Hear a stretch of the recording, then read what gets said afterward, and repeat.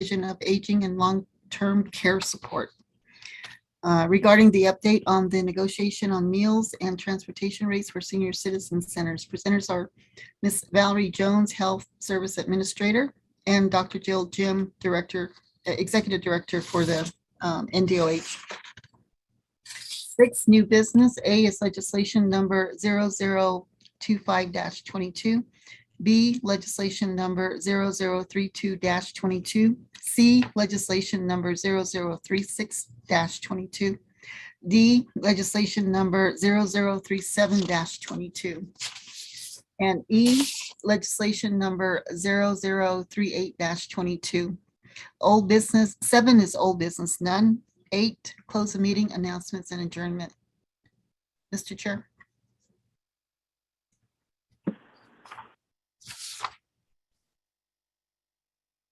Thank you, Ms. Benali. Oh, Priscilla.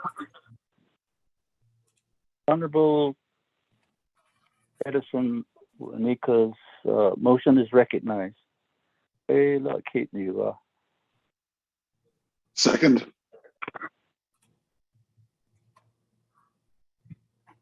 One more time. Was that Honorable Slater? Yeah, second Delegate Slater. Okay, thank you. Your voice really sounded like somebody else, so, but we're good. Committee members, thank you for the motion and the second. Do we have any requests? Chair Salona? Honorable Halona, we can't put your legislation up front. I can't work. Go I ahead. wanted to let you know I joined the call. I was also on the state task force meeting. Okay. Hakwasila, let the record show Chair. that we have 5 members present. Oh, Sicily? Right now, I don't think we have an item to discuss meeting with the San Juan School Board and with the superintendent. And so I would like to propose an amendment or propose that Delegate Winika and I would modify our motions to include under new business, I guess a logistics item to discuss that and what the next steps would be. And maybe we could just get that done. Well, I'll ask for your guidance on where to place that on the agenda.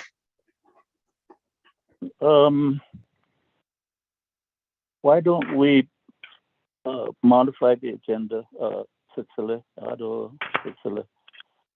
Honorable Winika and Slater? Let's modify the agenda to, I guess, give the folks a chance to address the committee, and then right after their statements, then we can schedule a meeting with the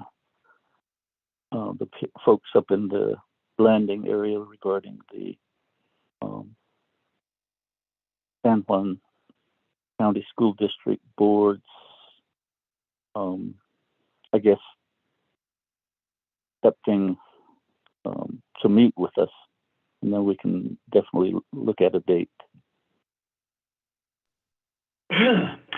Okay, Chair. So then I guess I would modify my request to modify to say a new 5B, and we'll have it as a report, and we can have the presenters be, I think it's Nielsen, the Superintendent Nielsen, and then Mr. Gorman as well. Okay, Chair. I'll go ahead and modify my motion by Honorable Slater.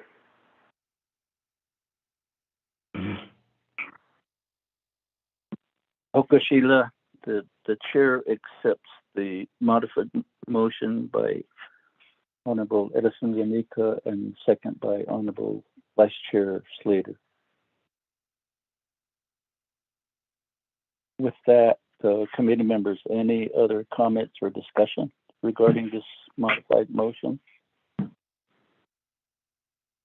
If not, then Mr. Mose, do roll call vote on this modified motion.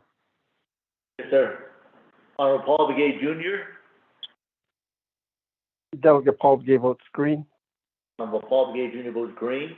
Honorable Pernell Halona, Hello, votes green.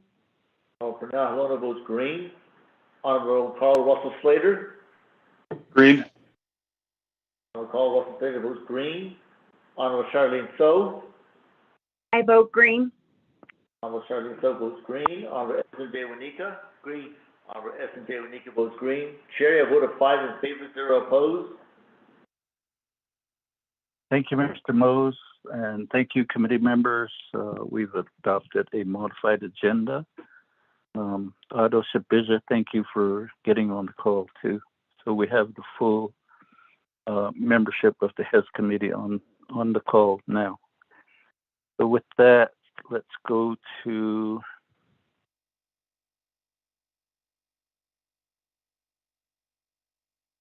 number 4, review and adopt the journals. There being none, we should go straight to item 5, reports. 5A will be from, the report will be presented by Miss Valerie Jones, Director of the Navajo Deltex program. Ms. Jones, you have the teleconference floor. Thank you, Chair. So, and honorable members of the HES committee and all those that are listening in on this call this morning. Good morning, everyone. I did send a PowerPoint over. Angelita, would you be able to put that up?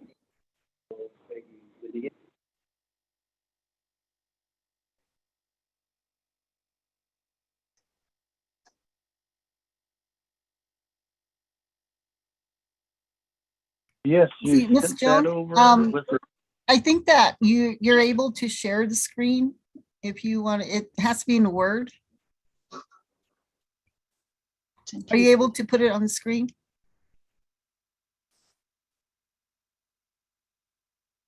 Let me see if I can do this. Hold on.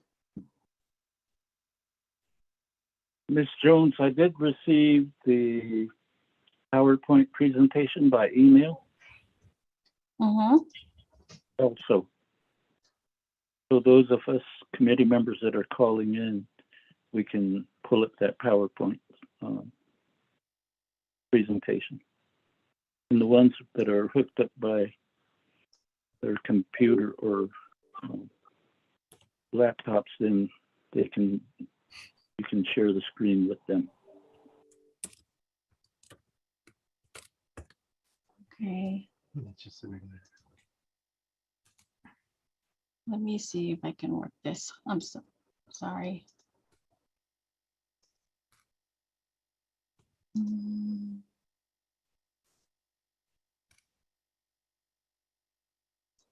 Maybe this one. Okay, can you all see this? Yes, we can see it. Yes, we can see it. Okay, great.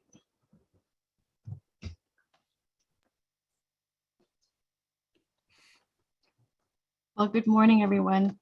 Once again.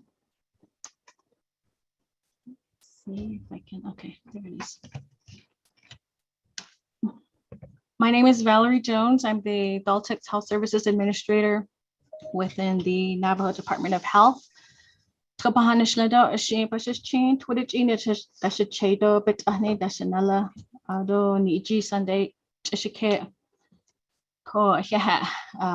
you for inviting me and allowing me to present to you all the current operations and opportunities within Deltex.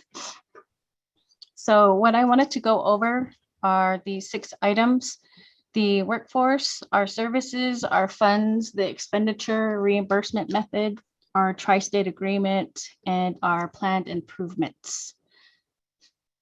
So here is our organizational chart that you all are looking at right now. And as you can see on top, of course, is the president and vice president's office. And then thereafter is Dr. Jim, executive director for Navajo Department of Health, including the Health, Education, and Human Services Committee. And I report to Dr. Jim, Hess, and OPVP.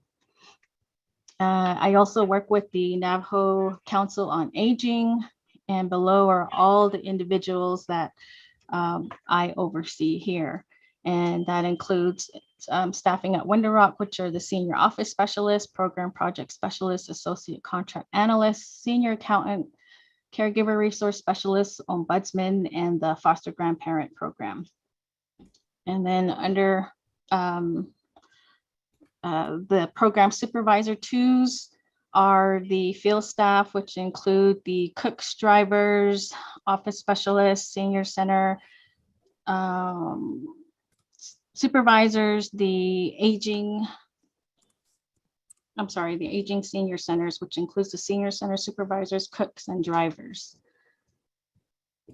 So altogether, I have 12 direct reports for me in particular. And then we have a total workforce of 252 individuals within Daltex.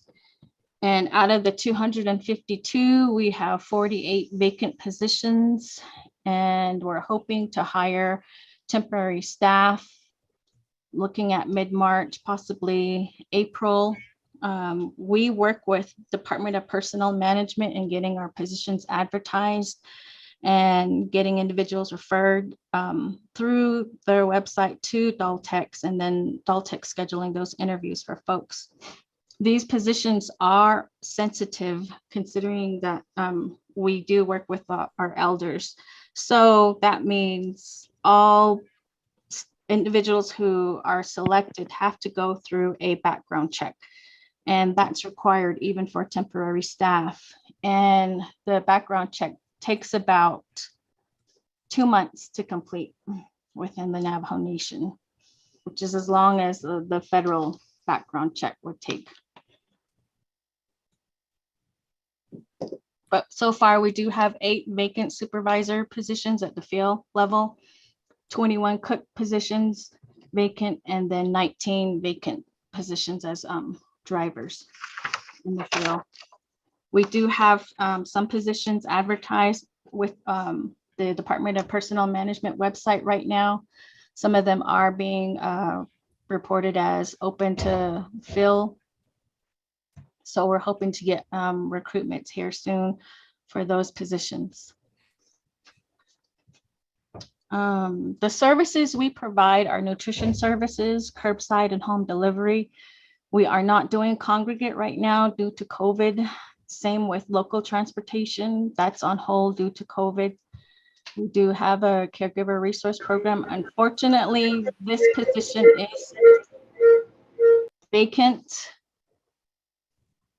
And then I also oversee the foster grandparent program as well as the ombudsman. But as I mentioned, caregiver resource specialist is vacant. The ombudsman position is vacant. And we also have a senior accountant position here within Window Rock admin that has not been filled. So I am missing staff here at the Window Rock admin level.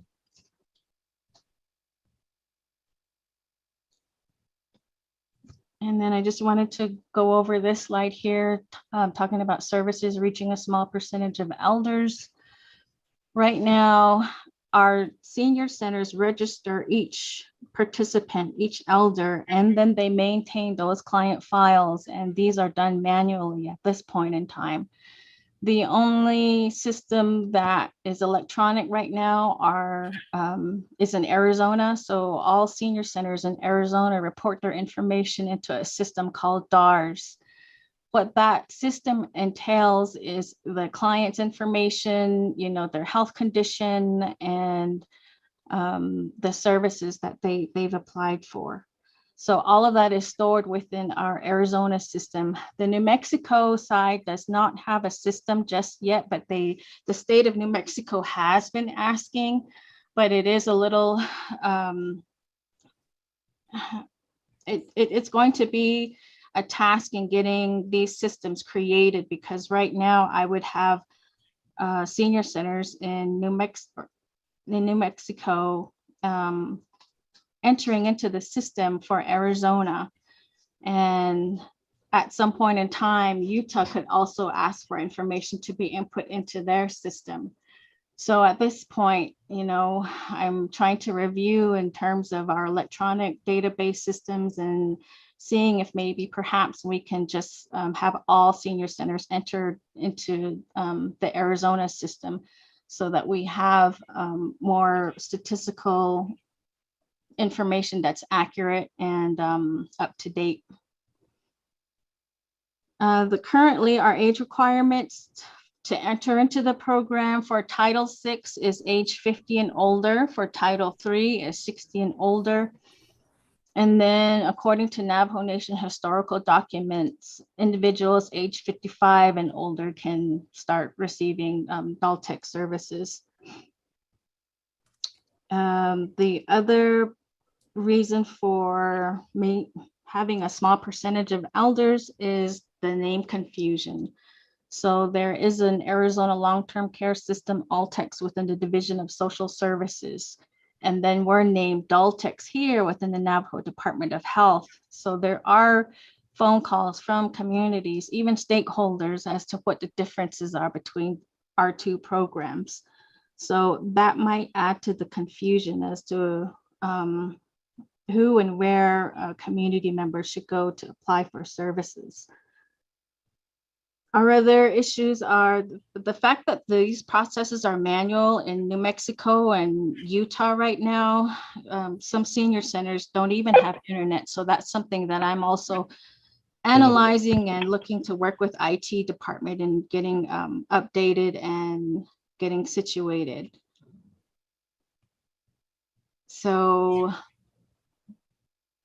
those are items that I'm also working on as far as for the Division of Aging and Long-Term Care Support. Now, on to funding. Here are all the list of our funds. So we get funding from Navajo Nation general funds that covers our personnel and our operating costs. Our fiscal timeframes for this fund is from October 1st to September 30th, and we get $11 million about. From the state of Arizona, we get Title III. Title III money, we use this money for operating costs from July 1st to June 30th at $2 million. From the state of New Mexico, House Bill 2, All right, I thought those I you, but I'll cover operating costs from July 1st to June 30th, $1.1 million. Administration for community living, that's with the federal government, that covers our operating costs from April 1st to March 31st, that $1 million. New Mexico capital outlay, and we work with Division of Community Development for these projects and their capital projects. And the timeframes vary from 1 to 4 years, and we get a total of $1 million. Chehasen Fund, same thing. We work with Division for Community Development on the capital projects, and these timeframes vary from 1 to 4 years. And right now we have a total of $3 million. And then we also have the Senior Citizen Trust Fund, which is for assistive technology products like dentures, hearing aids, and glasses. And the time frame for this funding is October 1st to September 30th. And we received $279,073 for this fund. And these three here with Arizona, New Mexico, United States Administration for Community Living, New Mexico capital outlay, these funds are all external funds, meaning it does take time to implement here within the Navajo Nation. Our contract awards are based on the US Bureau of Statistics. We are reimbursed based on expenditures. We do not get reimbursed per meal. We do not get reimbursed per transportation. We do not negotiate those rates. Everything is based on what we report in terms of expenses. External funding also does not provide for personnel costs here for the field staff. It's for at least 4 positions here in Window Rock. And then our Navajo Nation systems are misaligned with the systems of funding authorities. And I mentioned this in my last presentation where I had said that the system that we enter into FMIS can be 2 to 3 months behind, whereas states are in real time. So when they take a look at our expenditures, we were reporting 2 to 3 months behind, whereas they're looking at, in real time, and our numbers just do not match. So here's the expenditure reimbursement method. First off, we have to ensure there are enough funds for each business unit and have an object code along with it. Then we complete financial documents, which can take 2 to 4 weeks. If a budget transfer is necessary, then it's another 4 to 6 weeks. After we complete our financial documents, then OOC conducts a review of our financial documents, which is about another 2 to 4 weeks. Payment is then made to the vendors from Office of the Controller, their purchasing department, and that's 2 to 4 weeks. Then each agency submits their statistical reports to the funding authorities, including Office of Controller. Office of Controller then reports expenses to our funding authorities at the end of every month. And then the state funding authorities finally reimburse Navajo Nation based on what OOC reports.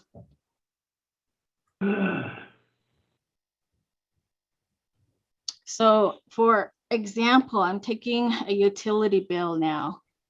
We have to have, as I said, a business unit to cover that expense. So think of it as a credit from the state to say that, okay, this is what you were awarded, Daltex, you were awarded $1 million. So then we have to create that budget for $1 million and include the line item for utilities. Now, a senior center might say, okay, we have a bill here for $50 in utilities. The senior center gives that utility bill to the agency office. Crown Point Agency, Shiprock Agency, Fort Defiance Agency, or Chinle Agency, or Tuba City Agency. Then that invoice gets sent over here to Window Rock Admin. I have to review those invoices and then sign off on those. After my signatures on those invoices for approval, it then goes to Office of Controller. Office of Controller then processes the bill, maybe on a lucky day, it could be done in 1 day, but most times it takes up to 30 days to get these bills processed. The vendor then gets paid. OOC then enters the $50 payment into FMIS. OOC then completes an expenditure report to the state at the end of every month. And then I meet with the state funding authorities and federal funding authority to find out how much a deduction was taken from the credit or from the award that was given to us. So all of this to say that if we are not reporting our expenses in time per the state fiscal deadlines, then Daltex looks at a reversion back to the state each time. Now, our processes can take up to 3 months for all of this to go through. And I was asked to look into an Operation P card, and I understand that's not acceptable for programs that are receiving external funds, but I will explore that recommendation.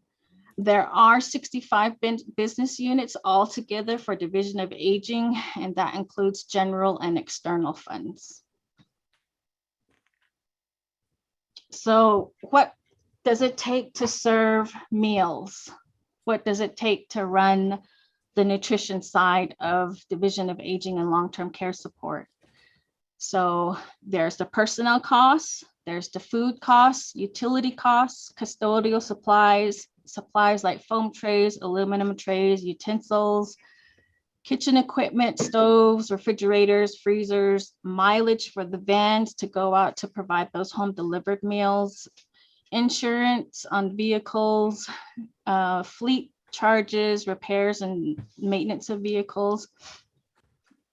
Because our roads are unforgiving, so a lot of times our vehicles are in constant need of repairs.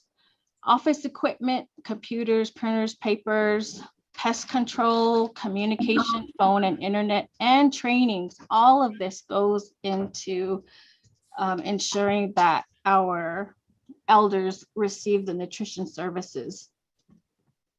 So, and with every budget that we have, and we have a total of 6 budgets, one for Window Rock Admin, one for Chinle Agency, Fort Defiance, Crown Point, Shiprock, and Tuba City.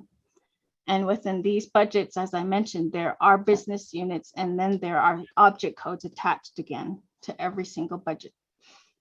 Now, the receipts and statistical reports are required in order for us to show that we're spending down funds. Without receipts, without those receiving records, then we're not proving that we're spending down, which ends up being reported as a reversion. Payments are all made by Navajo Nation Office of Controller, Purchasing Department to our vendors.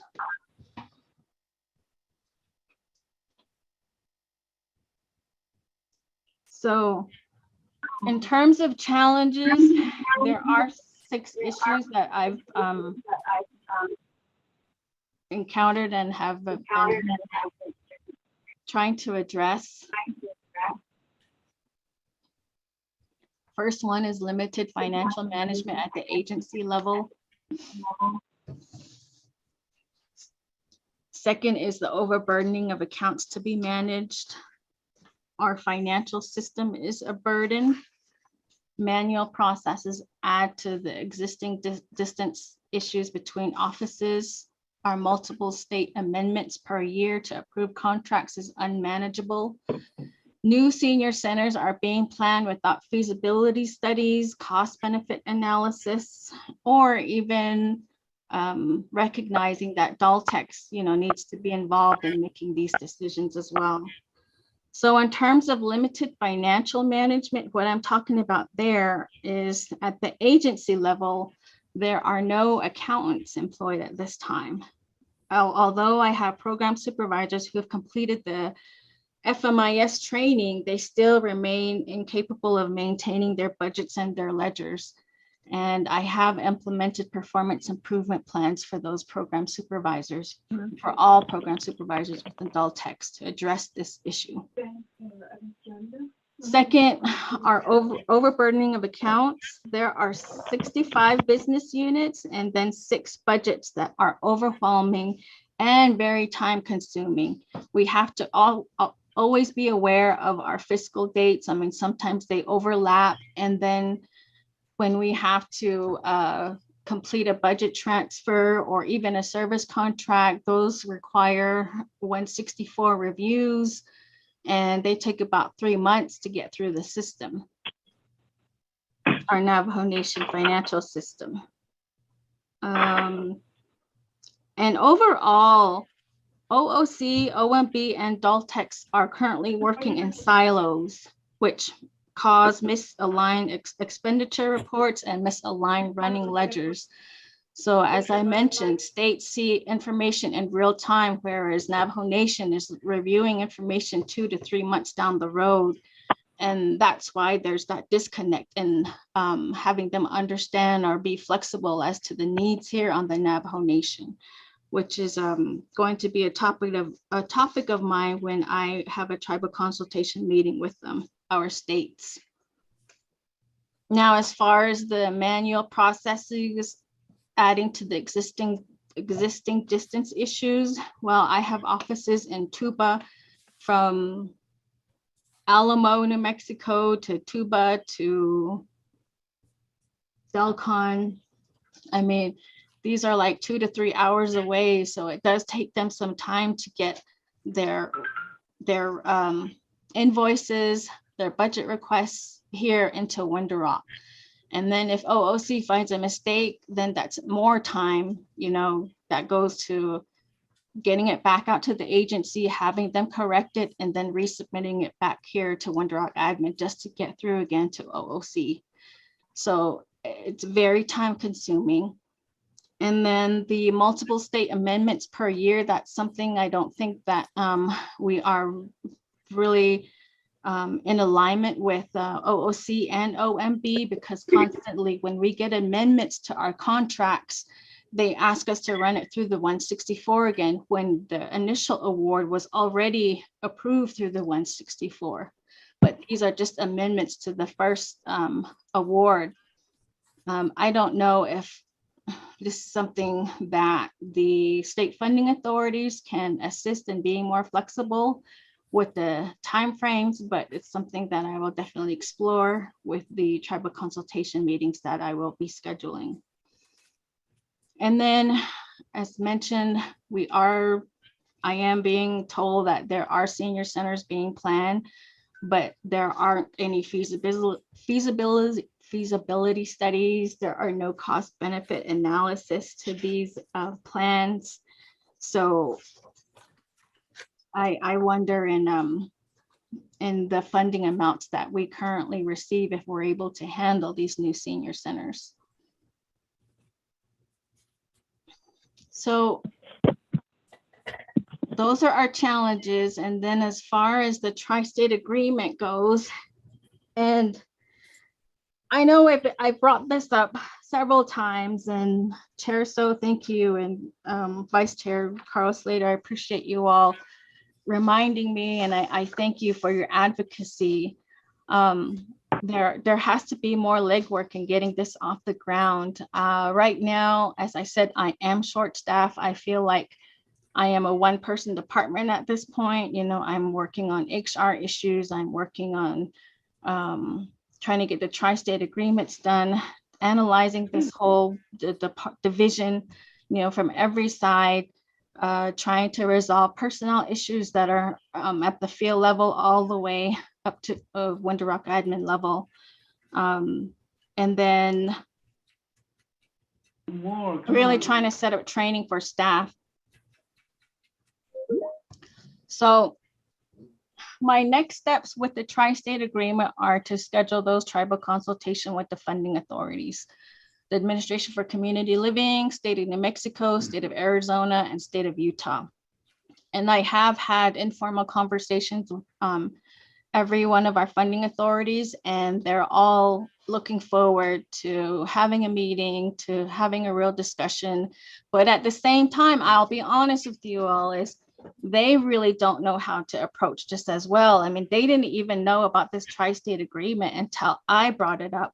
So this was a document, and it's a one-page memo from 1979, and Hess has a copy of that memo, and I've completed the referral for services to Department of Justice to take a look at that document to see if it is even a legally sufficient document currently. I'm thinking, if we're going to maintain the tri-state agreement, or do we need to do an intergovernmental agreement, an IGA? So I will get that clarified by the end of this month. I will also meet with, as I said, the states, continue to meet with them in March via tribal consultations, just to make it more formal. And then also meet with Department of Justice. I'm sorry, that says Department of Health. That should be Department of Justice after the tribal consultation, so that legally we have an agreement that suffices everyone. Okay. And I will send out draft copies of this updated agreement to all of our stakeholders, including the Health Education Human Services Committee by April, I'm hoping, with, for that time frame, and also to negotiate the terms of the agreement with our funding sources by April. By May, I want to meet with all of our funding authorities to finalize the agreement. And by June, I hope and pray that we have an executed IGA in place. So planned improvements as far as Daltex goes, what I'm looking at are to strengthen our organization and improve our services, basically. I need more staffing. I need to centralize some of the projects here, because obviously for the past 10 years, it's just it just hasn't been working.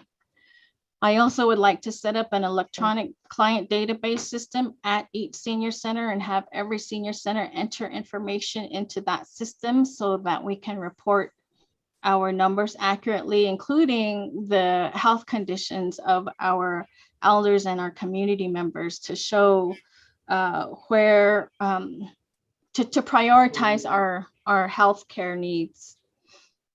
I would also like to start expanding our services to include non-medical home community-based services, respite, case management. I have long-term care ombudsman here, but the reason why I have that here is because we haven't hired the individual for this position yet. Disease prevention, health promotion program, state health insurance assistance, and legal services assistance. So those are all services that must be provided within Division of Aging and Long-Term Care Support. I will also continue to meet with our funding authorities on a monthly basis in hopes of establishing a primary contact. I'm in a meeting right now, but go ahead. Go ahead. Yeah, go ahead. So all of this to say how to get more funds for our elders. In order to get more funding to operate Daltex, we need to spend our external funds in a timely manner.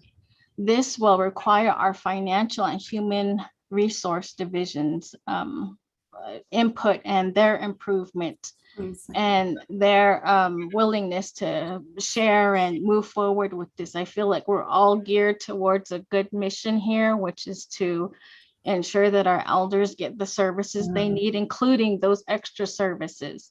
But we're so dependent on other programs that I also understand are short-staffed and may have limited funding as well, which results in lengthy timeframes and missing deadlines and reversion of money. Yeah. So what I'd like to do is hire qualified people with good pay so that we can pay our bills on time.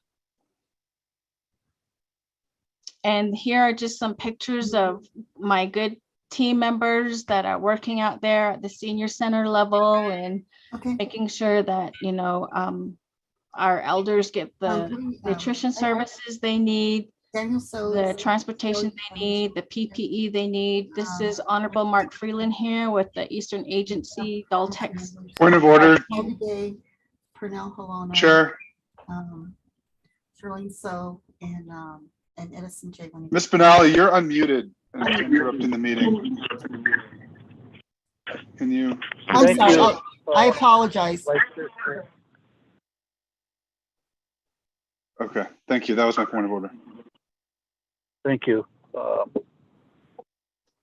right, Ms. Jones, you may continue. Thank you, Honorable Slater and Honorable So here's a picture of Mark Freeland with our Eastern Agency Daltex visiting elders in the community. So they are out, you know, on the field, boots on the ground, getting their job done and really helping out our community members, all community members. Here's a picture of what Fort Defiance distributed to our elders. They received face masks, toilet tissue, buckets. Yeah, I think it looks like some diapers too, some adult diapers as well.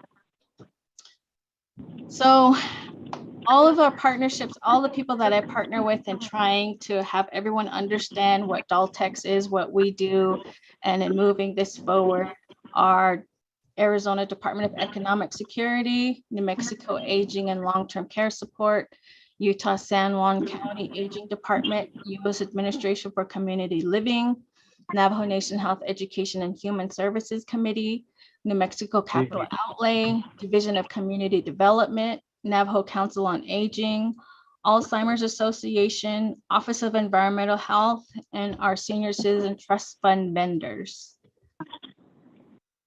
And that ends my PowerPoint, and I'm happy to answer any questions. Thank you.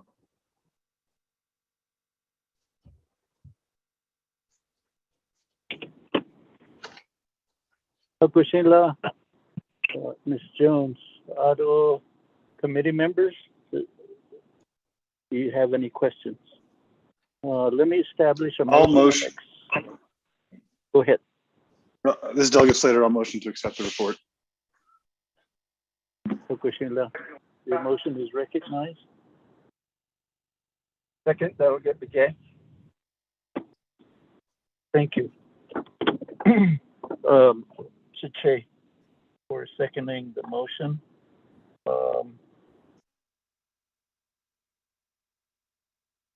Committee members, do you have any questions?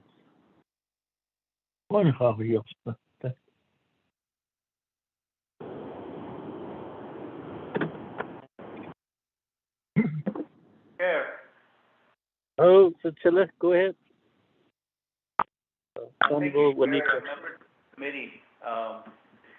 Yeah, I'm just concerned in reference to Ms. Jones, where you're saying you need more staffing. The reason why I'm concerned is because you have 48 vacant positions, and is there a problem working with the personnel office, or what's going on?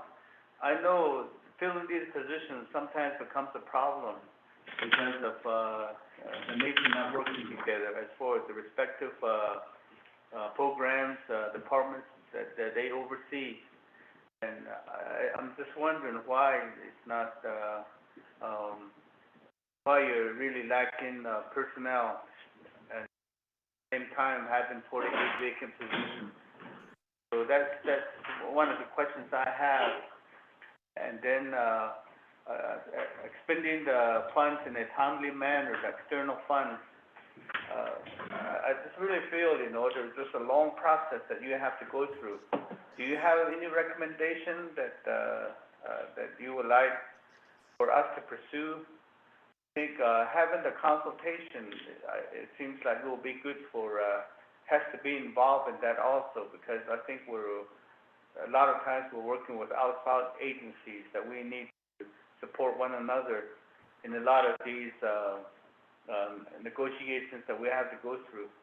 So that's my question, Chair.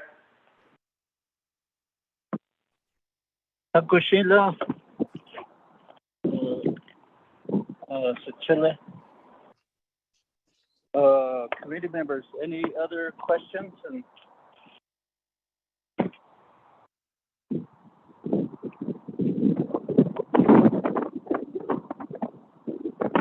Ms. Jones, go ahead and answer that, Honorable Wanika's question. Thank you. Thank you, Chair. Thank you, Honorable Wanika. I appreciate your questions. So as far as staffing goes, we have advertised these positions, and these are like in rural areas that we're having more of a difficult time in filling, such as Jedito, Pinyon. So those areas like that.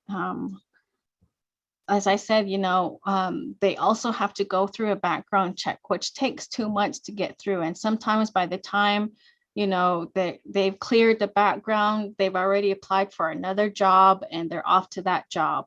And so then we're left with re-advertising, redoing the whole thing again, another 2 months. And if we selected someone that, that person could jump to another job because of the process just takes too long. And then our minimum wage is also another issue. I think these individuals are starting at $11.70 an hour just to start with Daltex, which is under the minimum wage. And New Mexico and Arizona, those states currently have their minimum wage at $15 an hour. And we do we have the referrals out to DPM, but we're just not getting applicants. And as I said, it may be due to the fact that the background checks are taking too long, or perhaps the pay is just too low.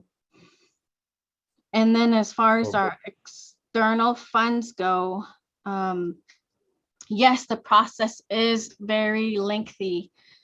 And as I said, we're just not operating in real time. I don't have an answer to how OOC functions or what they can do to improve the system to make it in real time. But I am trying to schedule those meetings with OOC, but I understand they're also very busy and short-staffed too. I think they're busy trying to process all the hardship checks at this point in time. And it's impacting our services here in terms of our expenditure reports not getting fully reported. But as I said, you know, I do send those emails out and have requested meetings with our internal team here with OOC to try to make sure that we get those funds spent. And I also am, and I appreciate your advocacy, Honorable Juanica and honorable members of the HES committee. I mean, I think we were looking at, for the state of New Mexico, a version of $90,000, but in my meetings with the state of New Mexico, they were able to be more flexible with us and have said, we won't revert that money, you all can continue to use it. So really it stems too from, you know, your advocacy here as the director of the Vision of Aging too. So, you know, we're working towards this one common mission. Thank you.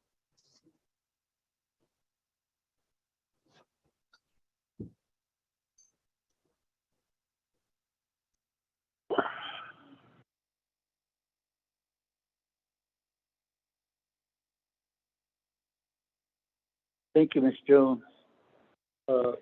Appreciate the response. And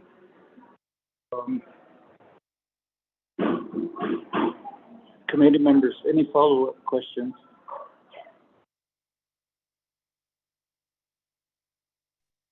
Sure. Honorable Slater, Vice Chair, you have the floor. Thank you. I'd like to dig a little deeper into the issues with staffing. The last time you were before the committee, we had asked for updates on staffing across the nation. And I just want you to either jog for our memory whether you sent that to us or whether that is still going to be forthcoming. I was focused on Chindy Agency and District 11 in particular as an issue that we've been following up on. But when you're hiring staff in rural areas and the issues that you've had recently, you mentioned the timeline lag with the background checks. I think I'm going to present it to him. But is there also, everyone make sure they're muted. Are there also issues with just having people available in the communities that meet the criteria of the job vacancy announcements? And have you had interest from the chapters or communication from local staff members that say, hey, we have someone who's reliable, they're volunteer, or they're hired temporarily at the chapter, and I think that they could do a good job in this position, that they don't have X, Y, or Z that would satisfy the job vacancy announcement. When we had human resources before us before, I had mentioned a sort of provisional program or something to test out hiring people conditionally to get on the job training and progress through our Navajo Nation system. And I just wonder if you think that that might be something valuable to explore in hiring for your program. I'll have some more questions, but I just want to hear that answer first. Thank you.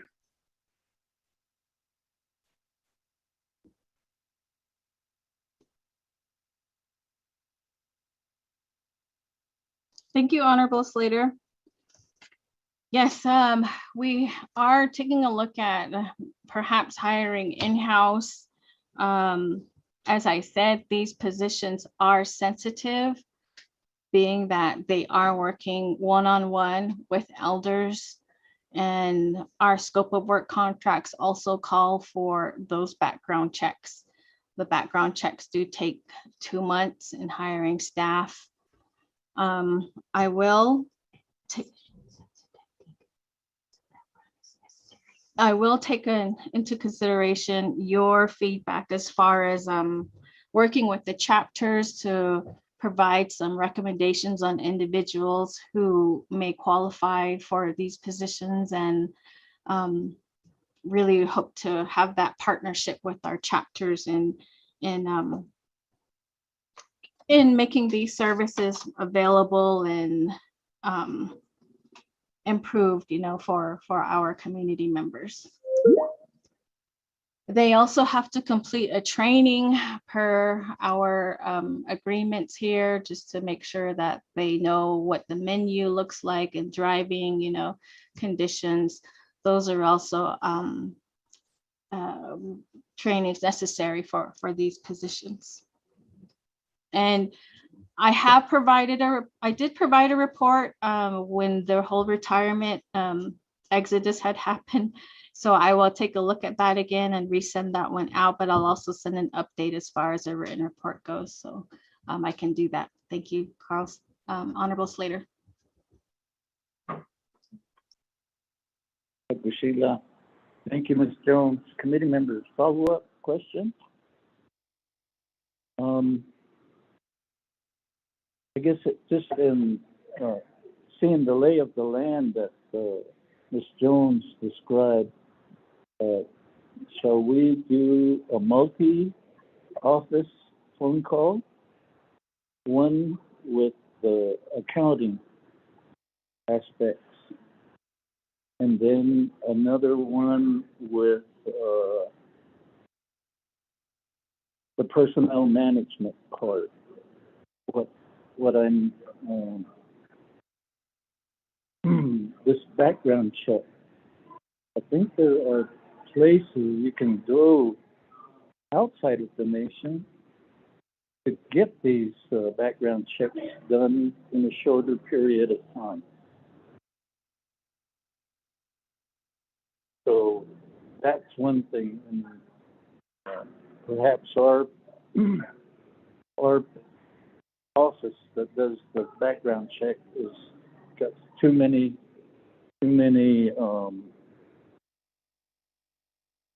contingencies, and so that perhaps that's the just to let me give you a good example. We had a school board member at Montney Jane, Jim Wilcott, elected. He went for the background check, and it was determined that he didn't qualify. Guess what? That made him so, I guess, just kept wondering, what did I do wrong? and finally, we corrected some of the things. But guess what? The other night at a basketball game, I see him working at a school. And he told me, hey, I played 3 weeks ago, and I got all through all the background checks, and I've been working.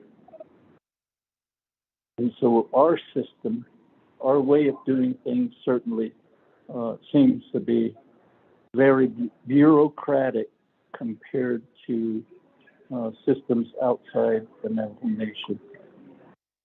and in that aspect, it really, for me, it hinders services at the local level, at the chapter level. Committee members, that is what I bring to the table. Perhaps a multi-office meeting to talk about these issues that are identified, as well as with our accounting system, whether it be OMB, Office of Contracts and Grants, and OOC. Because right now the system isn't responding in a manner that the nation can bill a reimbursement. That delayed reimbursement certainly affects day-to-day operations. Committee members.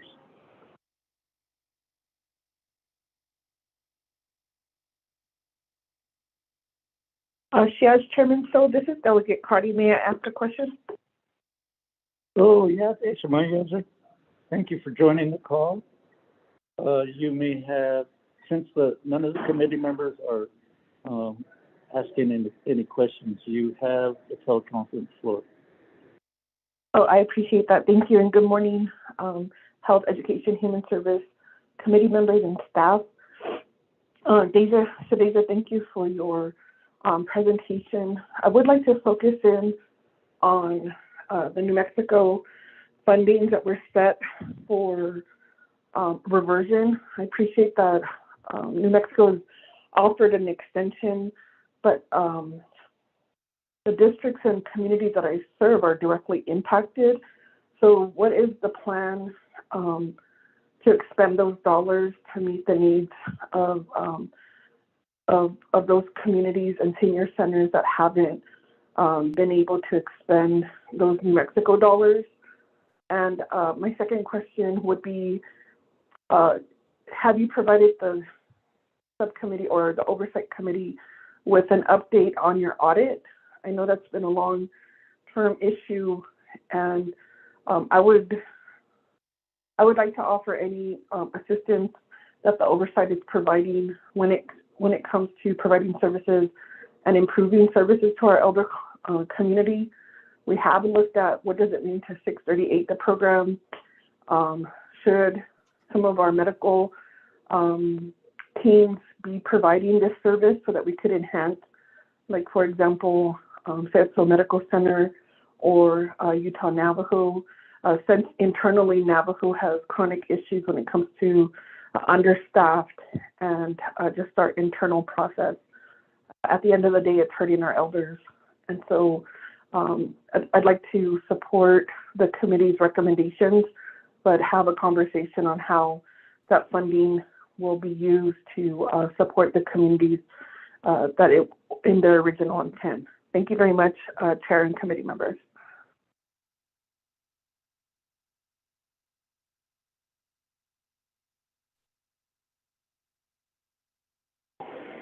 Thank you, Shemaya. Ms. Jones, do you have a response with what Honorable Amber Cardi brought to the table with her question? Thank you, Chair. So thank you, Honorable Crotty. The New Mexico reversions did not happen only because I was very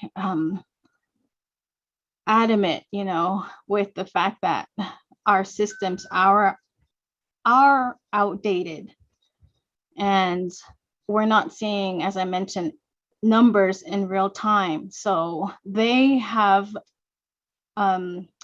thresholds that we are to meet every quarter.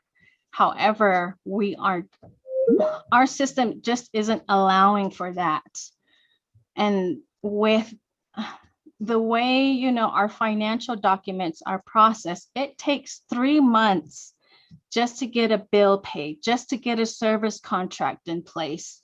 And these may be service contracts for HVAC systems for $200 or $300. I mean, it takes us that long to get these vendors paid. And sometimes our reputation as Navajo Nation gets tarnished because these vendors are not getting paid in time or don't get paid at all because that fiscal time period has passed. And it's not just Division of Aging and Long-Term Care Support that is dealing with these challenges. It's other divisions as well. really it's come down to me to have those conversations with our state funding authorities. And luckily, you know, I have individuals on those teams that are willing to listen to me and to be flexible with some of their timeframes and their requirements. But as I said, you know, I would like to be more up to date with their systems and be in more real time. I don't know, that may take an overhaul to the financial system for the Navajo Nation, but that's something outside the scope of my work here. I'm just reporting as to the my experiences and my challenges here since becoming employed with Navajo Nation. And then thank you for bringing up the audit. The audit was done back in 2004. Now, I completed my response to Auditor General back in June 2021. I believe I do have a report on that. And I can share that as I have been taking highlights from that report and implementing them in my presentations with them. The Health Education Human Services Committee here. So the issues from 2004 are really still the same as I entered into this position here. And this position is not an easy one. I still have to make sure that I have, you know, the necessary staff that are being paid at, you know, their experience level, and bring in these individuals who can improve services and who want to help out our elders. At this point in time, I mean, I think what we're facing is the fact that we're not on minimum wage, you know, levels with the states, and then our system's just so outdated that everything is paper-based. I mean, I sign at least 50 to 100 documents here in one day, and how, you know, OOC processes hundreds of documents per day to make sure that, you know, expenditures are being reported to funding authorities. I don't know, but all I can say is we are doing our best. I do have performance improvement plans implemented for our program supervisors at the agency level, and they are coming in here every week to Window Rock admin to report as to how many invoices they have, receiving records they have, service contracts they started, budget transfers that they might need. And we have to get that started this month in order for our funding authorities to see the money spent by May.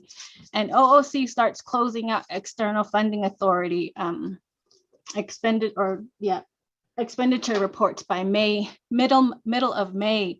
That even though our contract ends June 30th, we have to have all of our reports and expenditure reports in by mid-May for Daltex in order to show that we spent down every single penny.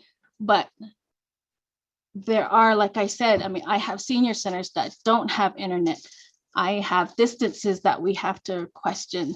I have an internal system that, you know, is not helpful. So, you know, I'm hoping that we get to address these issues as time goes, but these are just my, you know, experiences currently as the Director for Division of Aging and Long-Term Care Support. Thank you.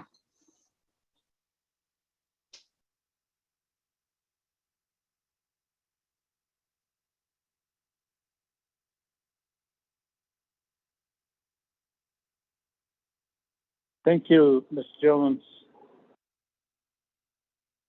Committee members, any other follow-up questions? Sure. Chairman, so this Delegate Crotty. Go ahead, Chimaya. Thank you, Chairman. And so I would like to offer if since Budget and Finance has direct oversight over the Office of the Controller, and that seems to be the challenge, if we could schedule a leadership meeting with the committees to discuss what are the recommendations. The Office of the Controller, as we know, is under an acting controller. And so I do have some concerns in terms of how systemic issues can be addressed. but they also received a large amount of ARPA dollars. And so we may need the committees to give some direction if they need to pull in an outside entity. There are Navajo CPA firms out there that could assist or at least help the controller's office develop a real-time system, or at least update or antiquated system. And I think that'll also help leadership so that we could flag or be able to prevent any future disruption when it comes to our funding. So Chair, that's my recommendation, and I appreciate the time and the opportunity, committee members. Thank you.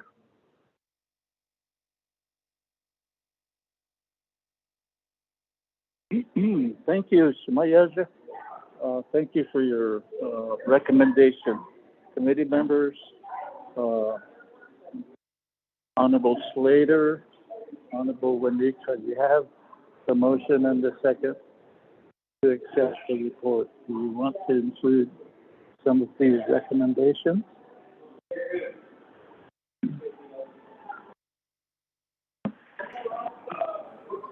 Sure, I'll amend my motion. Yeah, I'll be Thank you. based on what you recommended, also Claudia, I think it'd be good to meet with Budget and Finance Committee, see what we can do. Okay, in leading up to that leadership meeting, if and I think we really need to have Dr.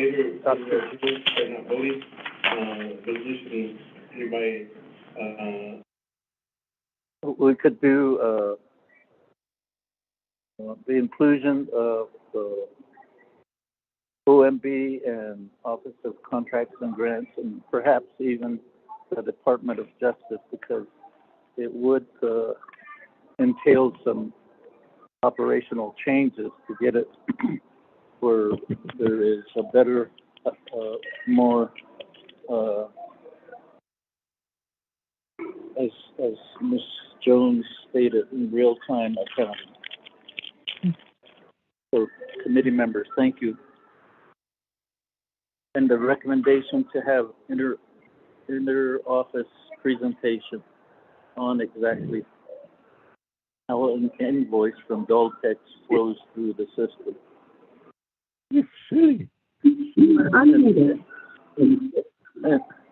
And on this other part is the Department of Personnel Management. I mean, we could have folks that are doing the workforce development, folks, clients, as well as the Office of Self-Reliance from those communities to come and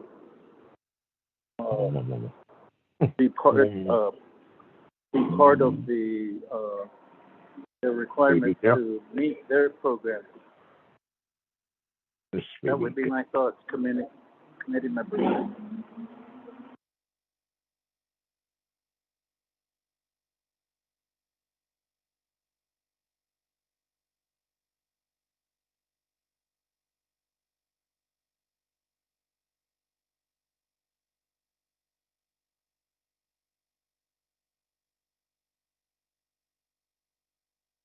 Can you hear me?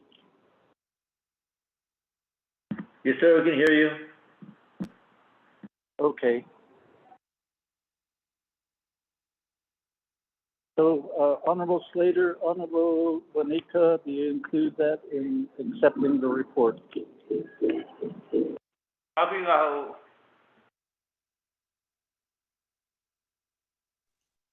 think that's good to bring Human Resources DPM in, and I'll consent to that.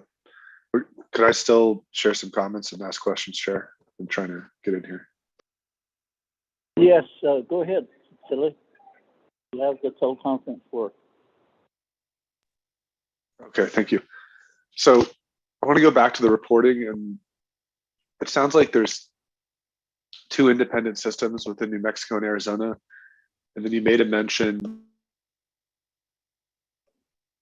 about constructing our own reporting system at the senior home level or the senior center level. Would that need to be a new procurement? How do you envision putting that together?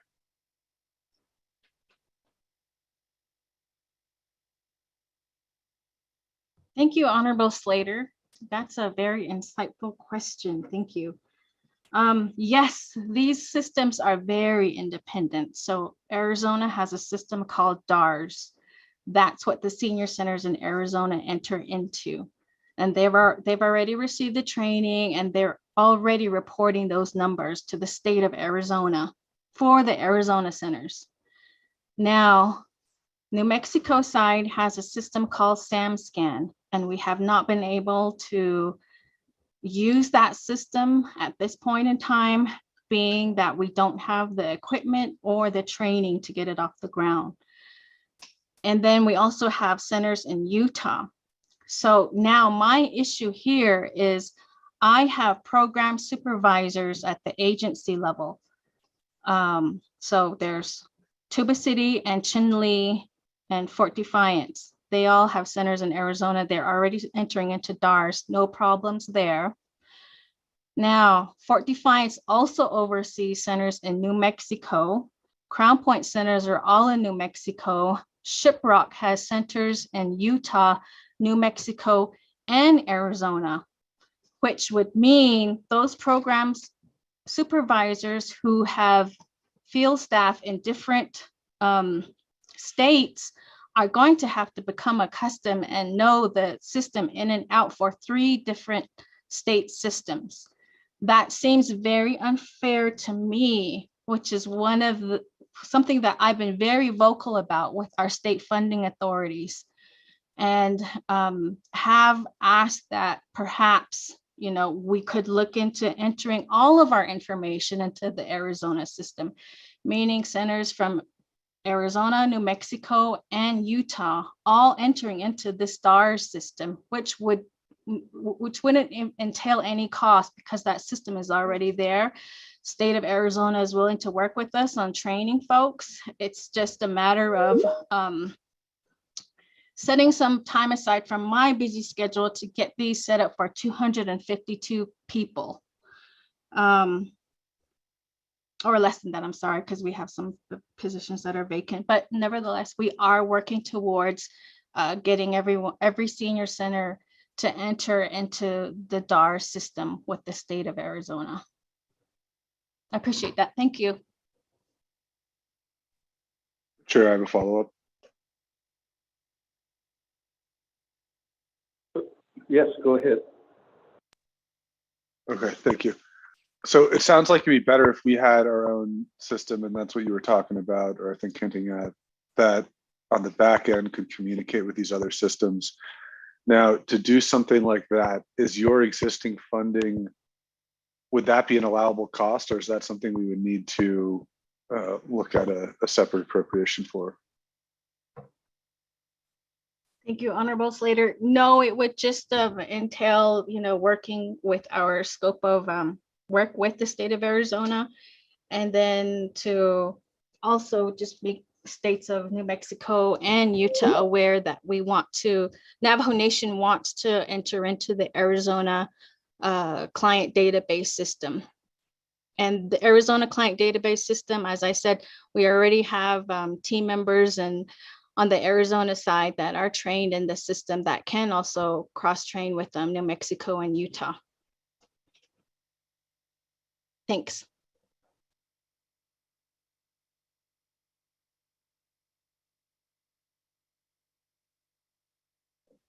Chair, can I ask a follow-up?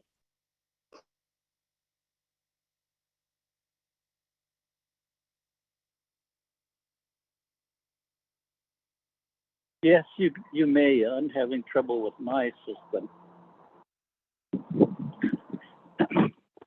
That's just a play on words. Go ahead. I know, I was trying to come up with something Unmuting. witty to follow up on that, but cut the tension there. So I think it would be really valuable to explore and try and get maybe issue a request for proposals and see what's out there.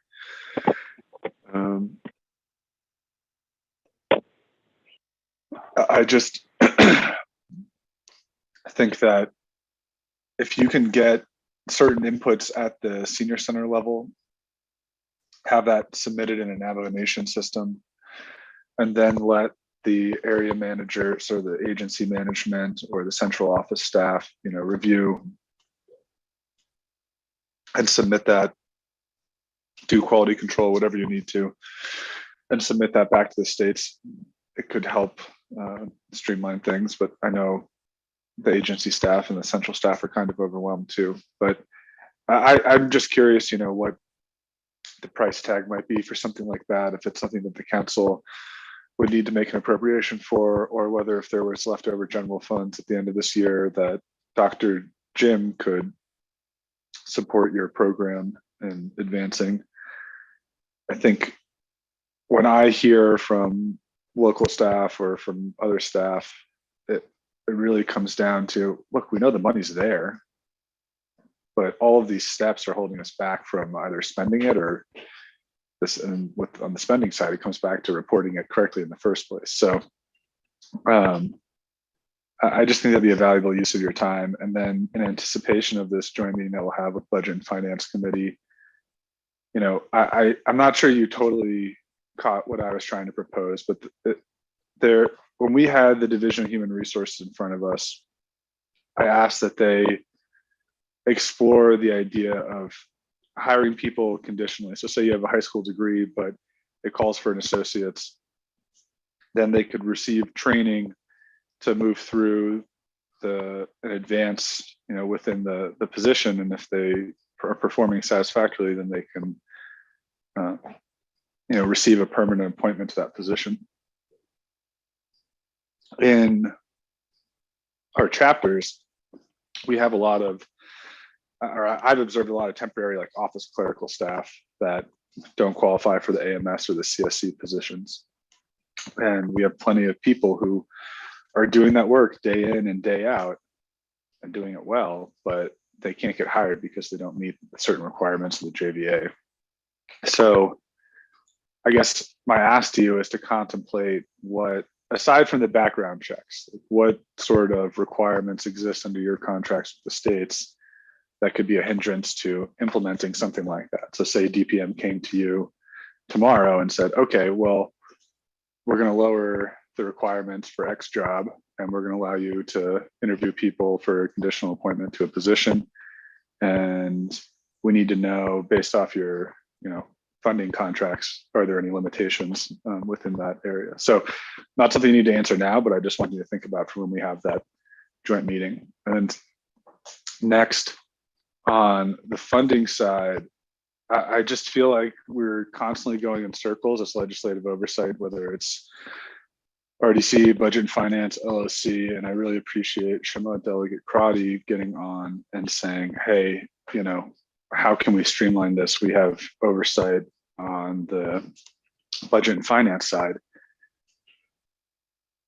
And I just want to say this again, like ultimately this comes down to how much the executive branch as a whole cares about this.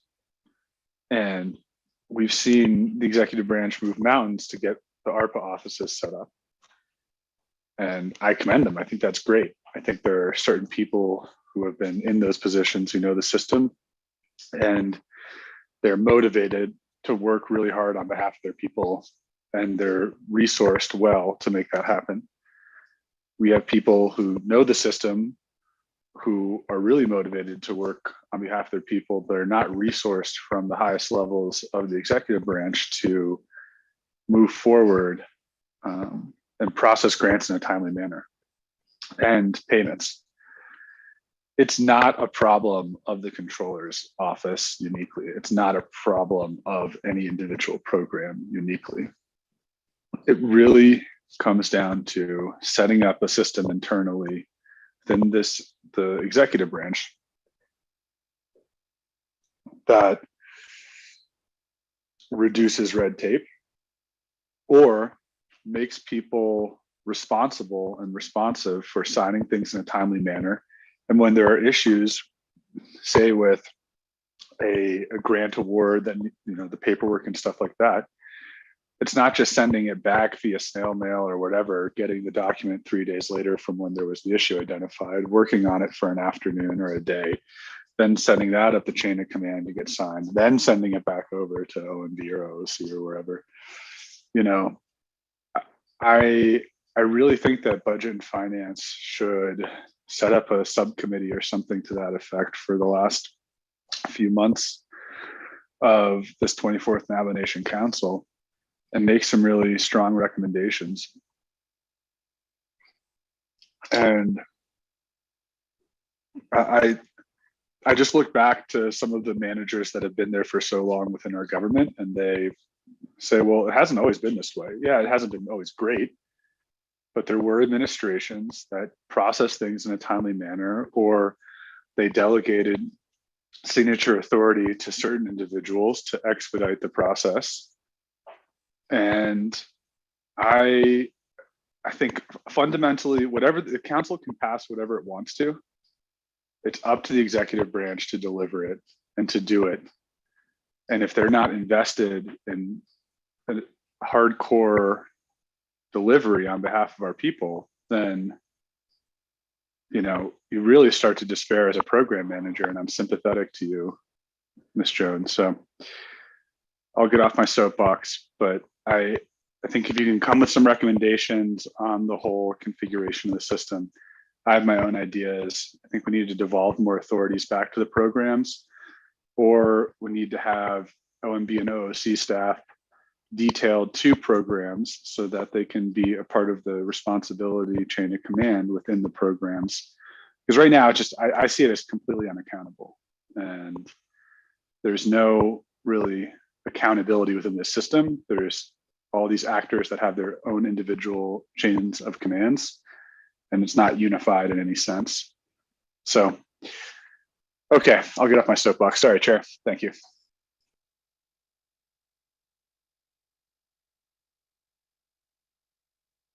Thank you, Honorable Vice Chair Slater.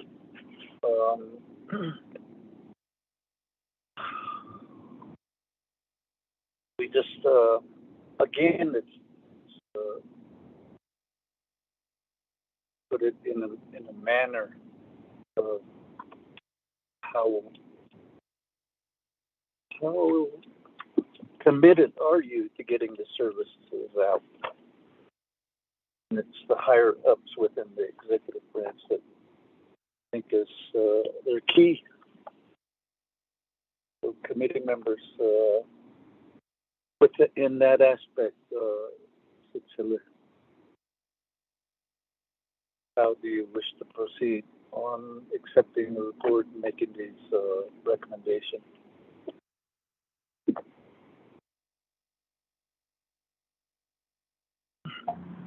Motion, Chair, to accept the report and the recommendation suggested.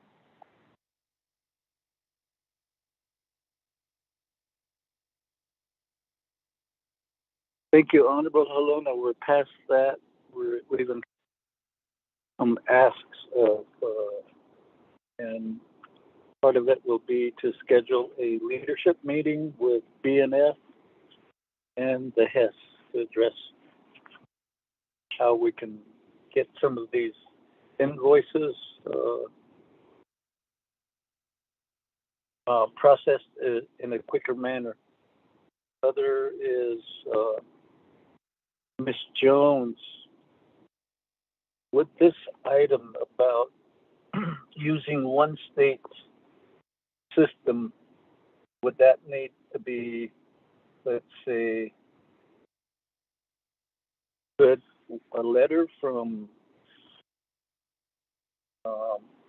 Dr. Jim and with concurrence from the Department of Justice to help to push this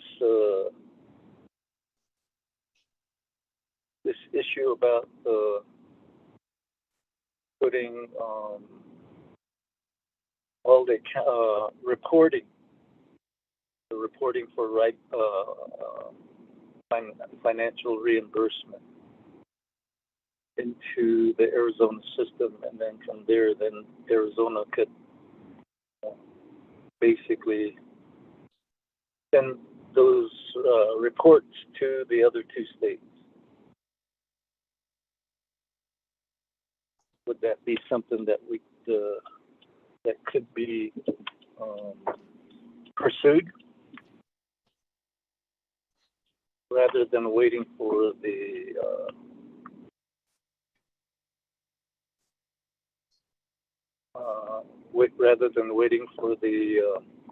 tri-state agreement tribal consultation? Thank you, Honorable So, for that question. So what I'm talking about, when I'm talking about system, I'm talking about our client database system. Yes. Meaning, you know, we enter our elders' names, their address, the types of services they're receiving, including, you know, their perhaps their psychosocial background. So their health condition, their economic situations, their health assessments, all in that one system. As far as the financial system goes, I think that's a whole bigger conversation that needs to happen with the departments that do handle our finances. And I will most certainly bring this up in tribal consultation with the states and with the U.S. Administration for Community Living to see what their input is and what recommendations they might have. But as far as, you know, my immediate concern is our clients and making sure that we're reporting the correct numbers, conducting those health assessments, and looking at and prioritizing, you know, the needs of our elders. I appreciate your insight. Thank you. Gushe, committee members. There are no other comments or additional modifications to the motion to accept the report. Mr. Mose, let's go to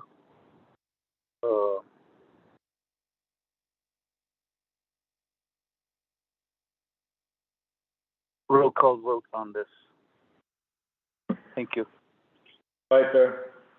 Honorable Paul Begay Jr. Green. Honorable Paul Begay Jr. votes green. Honorable Pernell Halona. Honorable was green. Honorable Pernell Halona votes green. Honorable Carl Russell Slater. Read. Honorable Carl Russell Slater votes green. Honorable Charlene So. Honorable Charlene So. Honorable Edison J. Wanika. Green. Honorable Edison J. Wanika votes green. Honorable Charlene So. I vote green. Honorable Charlene So votes green. Fair vote of 5 in favor, 0 opposed. Thank you, Mr. Mose. Let the record show a vote of 5 in favor, 0 opposed, the chair not voting. Thank you, Ms. Jones. Thank you for being very clear in what you present to us. So we go to item 5B. Ms. Angelita Benali, could you review that particular agenda item with the committee? And then we'll go straight to the presenters. Thank you.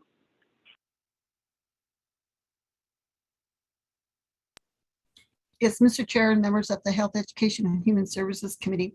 The amended agenda has 5B as a report by the San Juan County School Superintendent Ron Nielsen, along with Director of Human Rights Commission, Leonard Gorman. And it's regarding the San Juan County School District Board with discussing the safety of the use of face masks in the school system. Mr. Chair.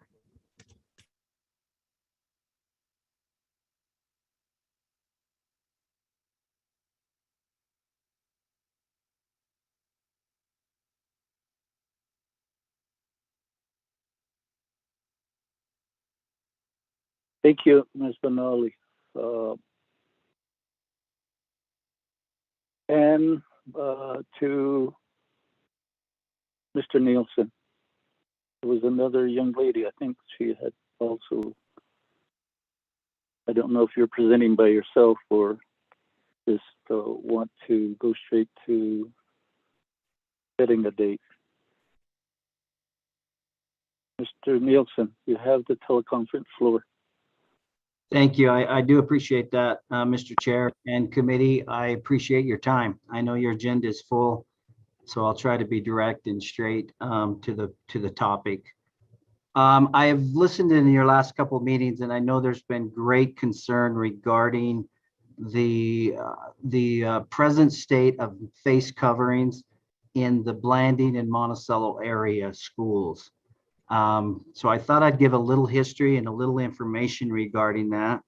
We in San Juan School District refer to that as the mountain region. And then we refer to the area of Monument Valley, Montezuma Creek, and Navajo Mountain as the river region. We strategically do that because when I came in 5 years ago as the superintendent, I had a very strong desire to try to bring this school district more together, a unifying process, and to help us see that we are better together, pulling together. And there was some negative connotation with the northern side of the county and the southern, and using those terms north and south. They had negatively been used for years, and I wanted to move away from that. So I went to a different approach and labeled a mountain region and a river region. And though it was a small change, I think it was an effective change to send a message that we're going to work together. We're going to see ourselves as one.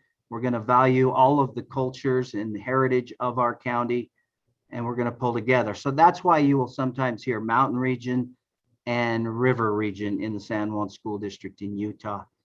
Let me give you just a quick history, committee, of how things have transpired.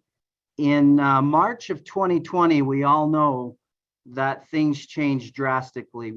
The San Juan School District was out on spring break in 2020 in March, when the pandemic was really strongly announced.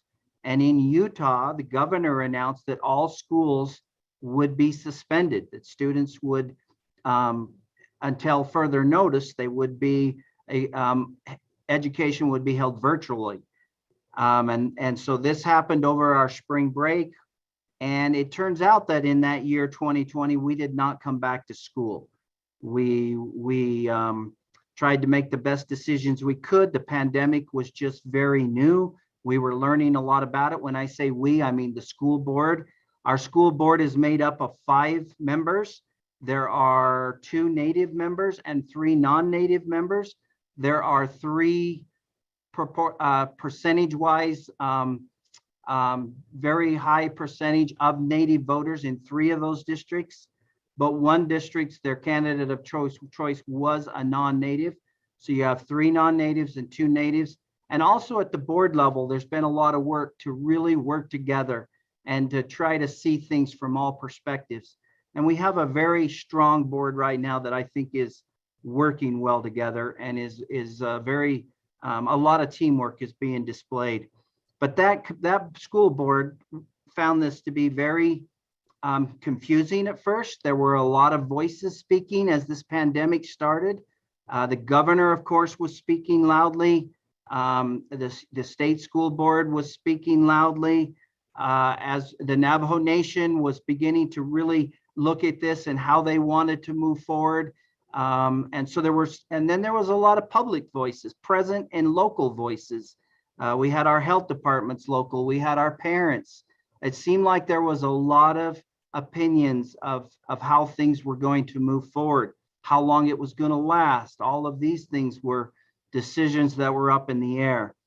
our school board, trying to sort through all this, made a decision very early that they are still very much supportive of that decision.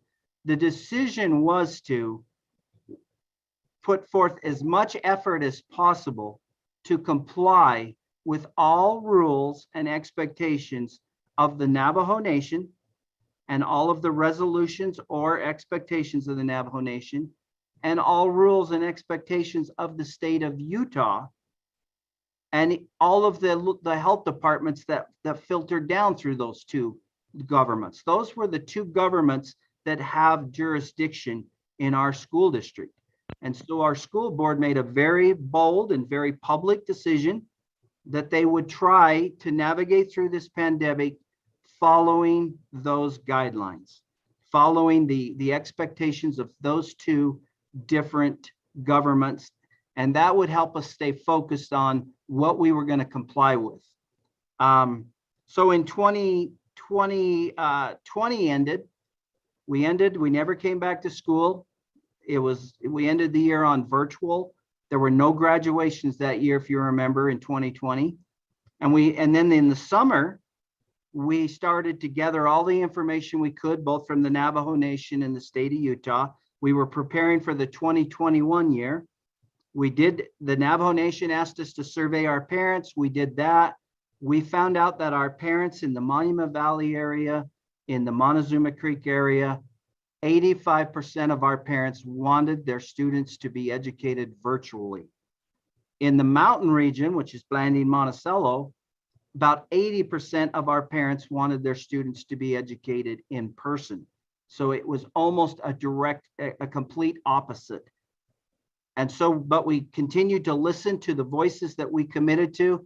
The Navajo Nation, if you remember, came out for the 2021 year and said, we recommend, or we even expect all students to be educated virtually. And the state of Utah came out and said, we are fine with students going to school in person. That's how we would prefer it, but there would be a mask mandate. If students go, there'll be a mask mandate and they will be tested. So complying with those two things, the board made the decision in the school year 2020-2021 that our river region would be virtual and that our mountain region would be in person.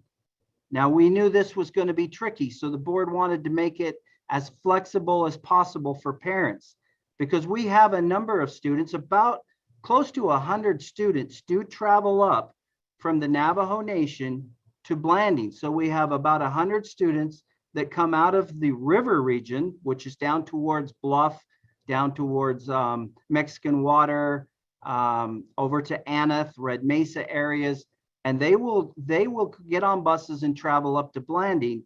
And so we knew we had 100 of those that would be traveling up, and they may not choose to do that in person. So we allowed all students in the district to choose to be virtual or to even transfer to a different school.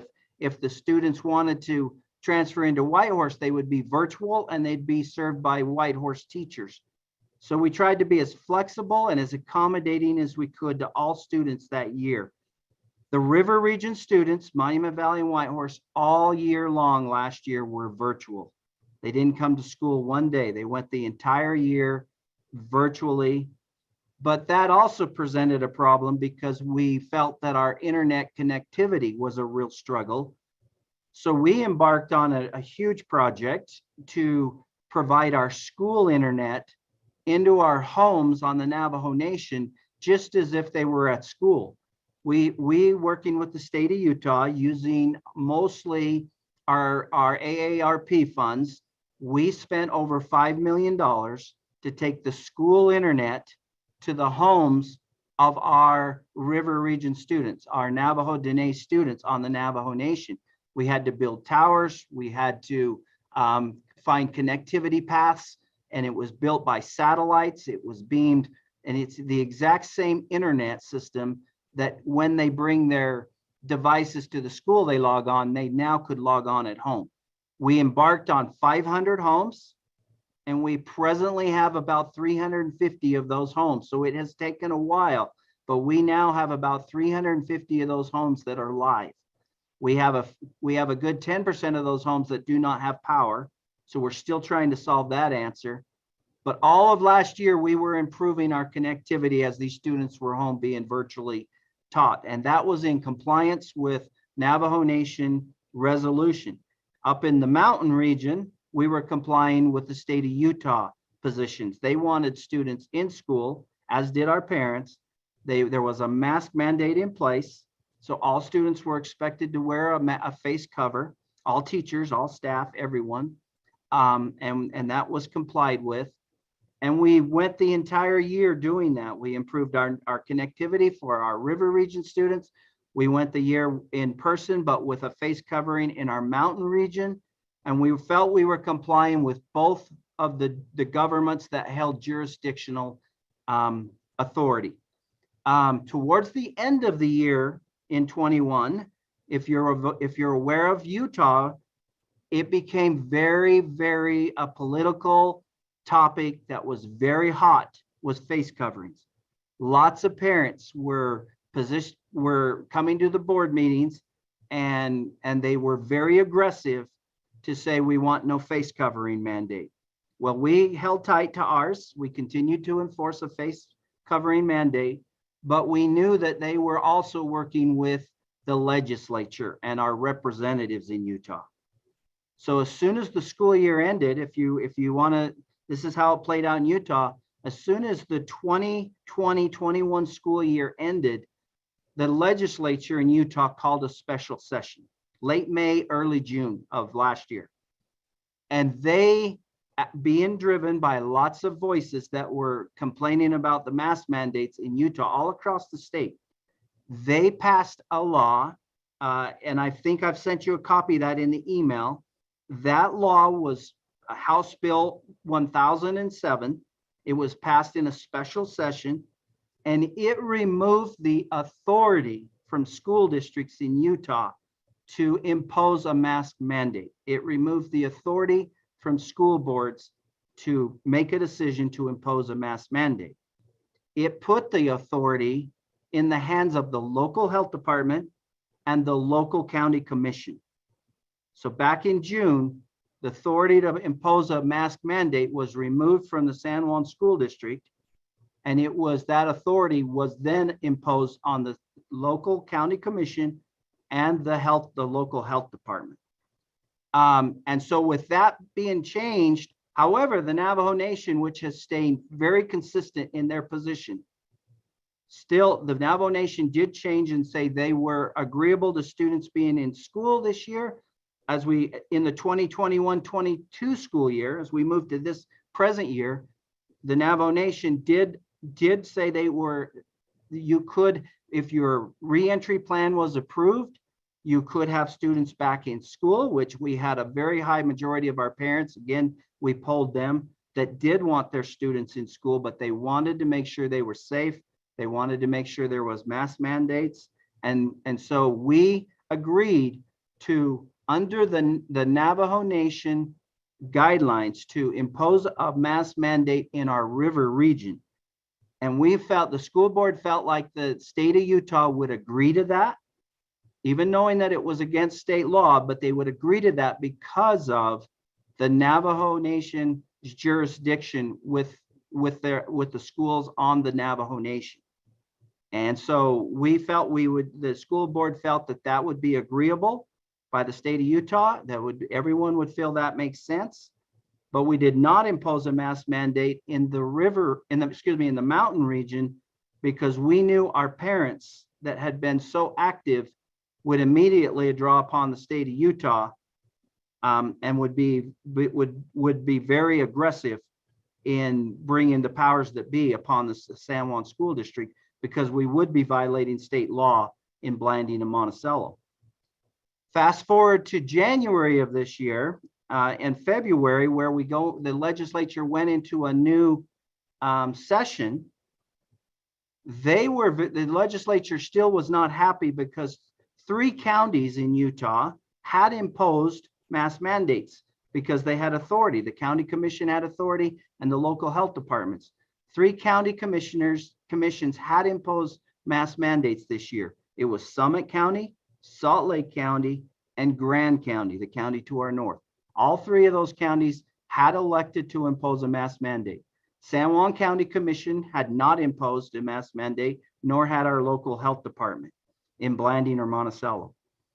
But the legislature, again, had heard from a lot of upset parents in those three counties, and they rewrote the law again just recently in this present session. So now in place is a law that is the SJR, the Senate Joint Resolution 3 resolution, and it was passed, and it removes the authority from even the county commission and the local health department. So now any kind of a mask mandate must go through the legislature in Utah. So this is kind of a long and a very complex story of how this has transpired. But the real point that I want to make to this committee is my school board, the school board of San Juan School District, is diligently trying to maneuver between two government entities, the state of Utah and the Navajo Nation, and they are trying to be as accommodating and understanding as possible to both, but they have moved in different directions. The Navajo Nation has been very consistent. It has been very consistent with face coverings. They want face covering mandate. The state of Utah has gone exactly the opposite direction. It has literally removed the authority of any school district. There's no school district in Utah that has imposed a mask mandate this year, except the San Juan School District did on the Navajo Nation. And that was kind of that was agreed upon by the state of Utah because of Navajo Nation jurisdiction. We understand that there is joint jurisdiction there.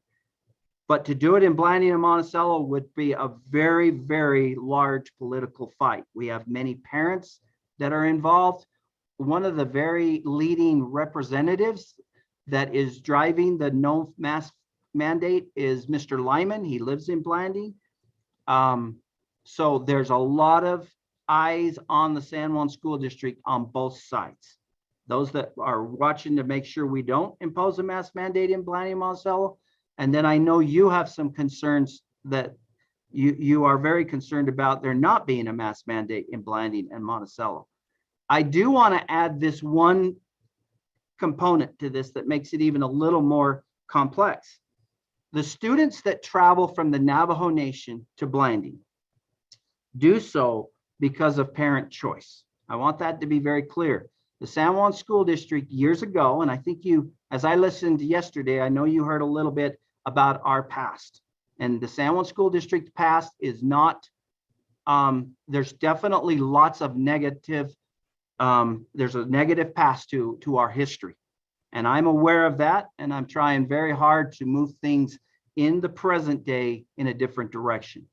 But yes, there were lawsuits that were passed that in working through those lawsuits and in consent agreements, there were agreements that schools would be built on the Navajo Nation, and those schools have been built. Whitehorse High School was an example of that. Monument Valley High School, Sabena de Sky Elementary in Monument Valley, and Bluff Elementary are our most recently. And actually Bluff does not sit on the Navajo Nation, but it has 93% Native students. So we consider that school very much, anytime we make Navajo Nation, when we see that jurisdiction, we certainly feel like with 93% of the students Native, that it needs to, almost be considered that it is on the Navajo Nation. And so those schools have been built. Now, it would be less expense and less mileage if the students that are bused from the Bluff, Aneth, Red Mesa area went to Whitehorse. There would be about a 10-mile, 12-mile shorter trip, which would save a little bit on a bus time, a little bit in expense, rather than going to Blanding, which is off of the Navajo Nation. But parents have always been very vocal that they wanted that choice to go to Blanding, and the district has honored that parental choice. If the day ever came that the Navajo Nation ever wanted to see that changed so that there was more jurisdiction over those students, then that recommendation could certainly come from the Navajo Nation, and I'm sure my board would consider it. But at this point, my board as a whole has always felt like parental choice is important. And so they have granted that bus would roll up. There was more than one. The buses would roll up to Blanding, and they bring about close to 100 students off of the Navajo Nation up to the mountain region schools in Blanding. But just be aware that when last year, for instance, when there was virtual school in the river and there was in-person school in the mountain region, any students that wanted to be virtually educated that were attending Blanding were given that option as well. And we worked very carefully with them. And we also tried to put the internet in their home as well. So we tried to be as accommodating as possible. But that's where this situation stands right now, is that the school board has tried to follow the state laws. It's tried to very carefully stay in compliance with the Navajo Nation resolutions and laws. And it's getting tricky because they're pulling in different directions. And anyway, it's a very complex situation, but that's where we stand presently. And I could answer any questions or try to speak to any concerns if there are any. I do appreciate your time.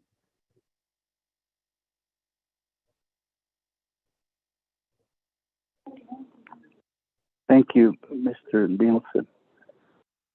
Committee members, do you have any comments or questions?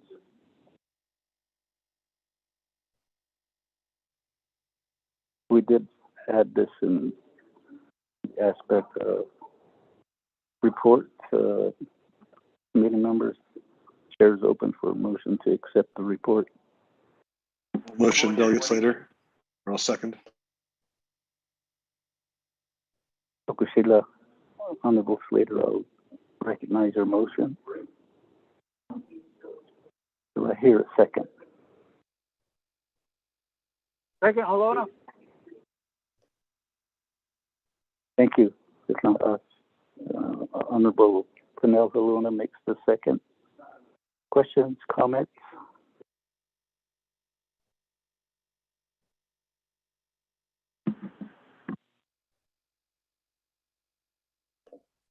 Chair. No, Cecilia, go ahead. Honorable Slater. Thank you, Chair. Thank you very much, Superintendent. I appreciate you walking through the efforts that you've made to try and bring more harmony to the school district. And I just want to say we need to keep that work up. I represent a district that doesn't have any students within San Juan, but I, as a member of this committee, just want to make a couple points, and that is, I think there were two things that were conveyed to us. One of them was a fear for students potentially transmitting the virus within those mixed settings where it's masked and unmasked, and then coming back into their homes. And I don't think that anybody has come up with a solution for that that is capable of applying by both the state and Navajo Nation laws and guidelines. So I know you're in a difficult position there. And that's one of those things where I don't think that anybody has a perfect answer. And I would welcome any thoughts from anyone to try and come up with a solution there. Second, I think in those same mixed settings where you have masked and unmasked, there needs to be the utmost guidance to principals, teachers, and staff that those who wear masks, in particular our Diné students, are not bullied or harassed for doing so.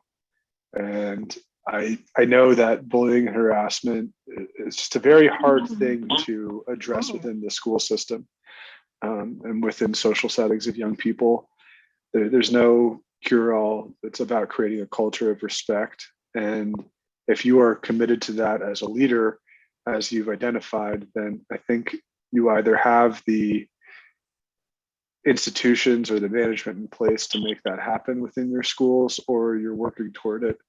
But this is an opportunity to reaffirm your respect for Diné people and for the Navajo Nation, whether or not we are exercising a certain level of jurisdiction over the school board area. And I'm talking about, the mountain region. So that's my request. And those are, I think, a couple of the comments. But the whole globe right now is trying to figure out, how do we live with COVID, and how do we protect ourselves, and how do we also balance, individual rights and liberties and our communal responsibilities for public health and our public safety and well-being.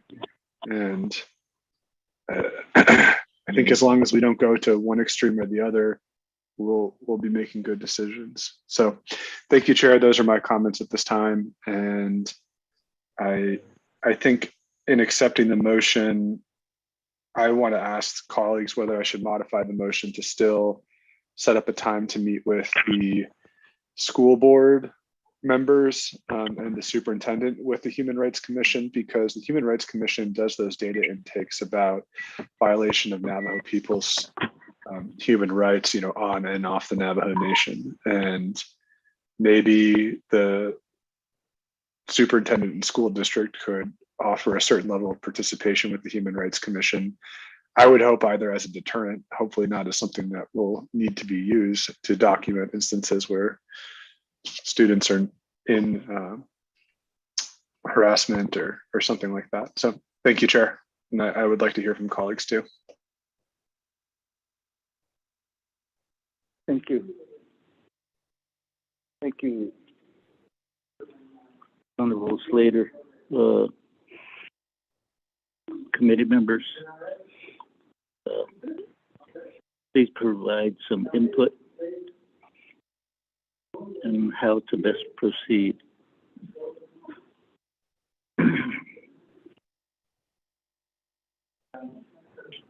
We could look at March 10th, or if you want it sooner, March 3rd.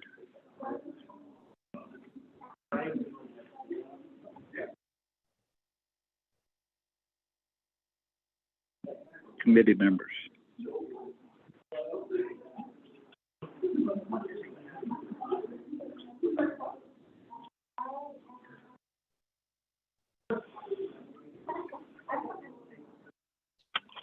Honorable Chair, could I respond to Mr. Slater's comments?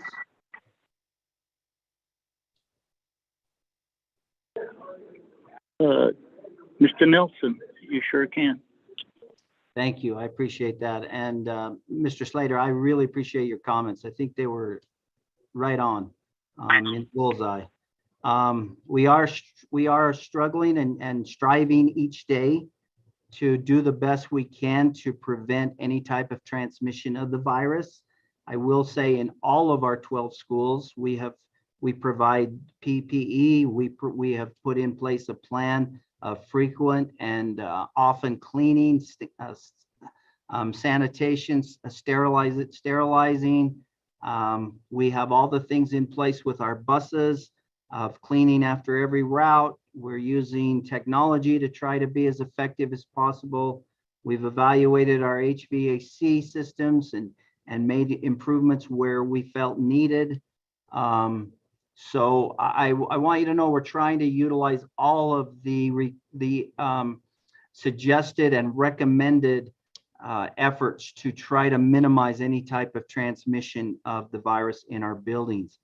I would also like to speak to your second comment, because I want the committee to know that in our schools in Blanding, where we have, I've been in those schools quite a bit, and Blanding and Monticello, we probably have about 30% wearing masks and about 70% not wearing masks.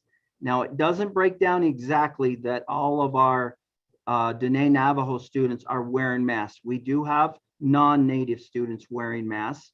I wouldn't say they're the majority. I would say the majority is definitely our Dene Native students. But right from the very beginning, and I think you read this out of our entry plan last year, I started working with administration and with teachers and staff, and I was very clear about the culture of our buildings being one of respect for all decisions and cultures and perspectives on this. and making sure that we were very clear in what was expected, very tolerant and accepting, and also very quick to provide action if needed, if there was any teasing, any bullying, any type of negative action at all towards students that chose one side of this issue or the other, because generally their parents would probably be choosing this for them. I know when our numbers went a little higher in December, we saw more masks in our schools. There was a group of parents that are watching our data, which is online. And then when the data counts went up, more of the kids came in masks. My grandkids were one of those where I have 2 grandkids in our system. They were included in that. Their mom sent them to school with masks when that data went up, and she's watching those counts. When the data came back down, she chose for them not to wear the mask. So we have some parents doing that, but we have been very mindful to be tolerant of all decisions of mask or no mask. And I want you to know that I have seen very, very few, any type of complaints that we've had a problem with that this year. I'm sure we've maybe had some, but they have not come to my office, and I have asked principals often, how are we doing? I've been in the schools often. How are we doing? I've seen it. I think we have done a pretty good job. I'm sure there's always room for improvement. I tell my principals that every time, but I think we have, for the most part, created a climate that is acceptable. I know I went and watched the San Juan Broncos play basketball. There's a student out there that's playing basketball. He's wearing a mask, and that doesn't seem to be getting any attention. The other 4 kids on the court, there's no mask. That's a personal choice. It seemed to be well respected. Nobody, and even the stands, seemed to pay it any attention. It was just a choice, and a choice that should be respected. So I think what you said is, it was one of my first thoughts when we went to this, was that, man, we have to really be assertive as leadership to ensure that the culture and the environment is accepting of both decisions and not in any way negative towards one or the other, because it would be a major issue. And so far, I think we've done a good job of avoiding major problems. Anyway, thank you. I appreciated your comments.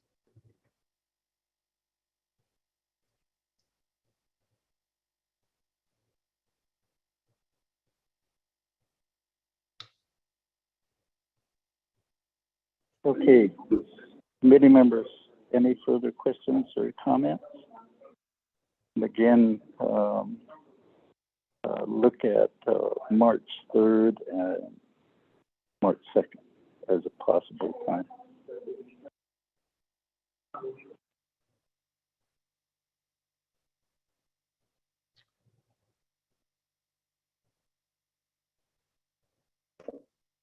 Chair, this is Delegate Slater. I'd like to amend my motion to ask our staff to communicate with meeting on March 3rd. And I believe, actually March 3rd, we have that work session on 257, an OBBY work session. On March 10th, that's the second Thursday of the month. So my assumption is that we will have a NABI meeting. So I wonder if March 7th is available, Chair.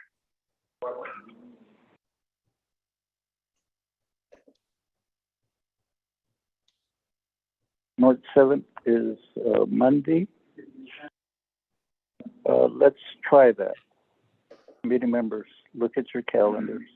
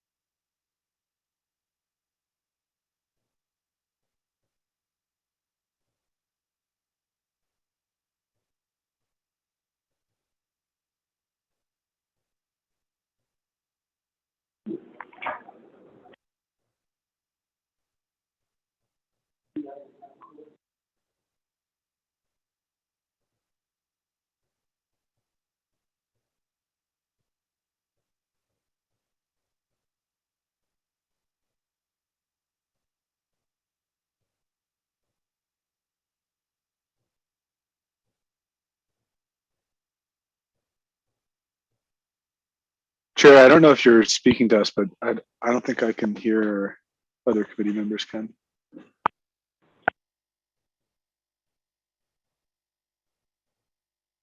Yes, I was speaking. For me, March 7th is open. I was just waiting for a response, and I was thinking maybe some of the folks got kicked off because of this wind. It's really whipping up. It's been so windy here in Round Rock the past few days. I'm surprised my internet is working. Wow.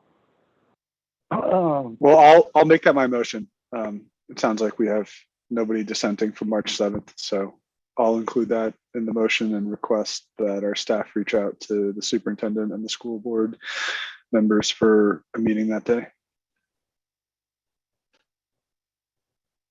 Modification is accepted.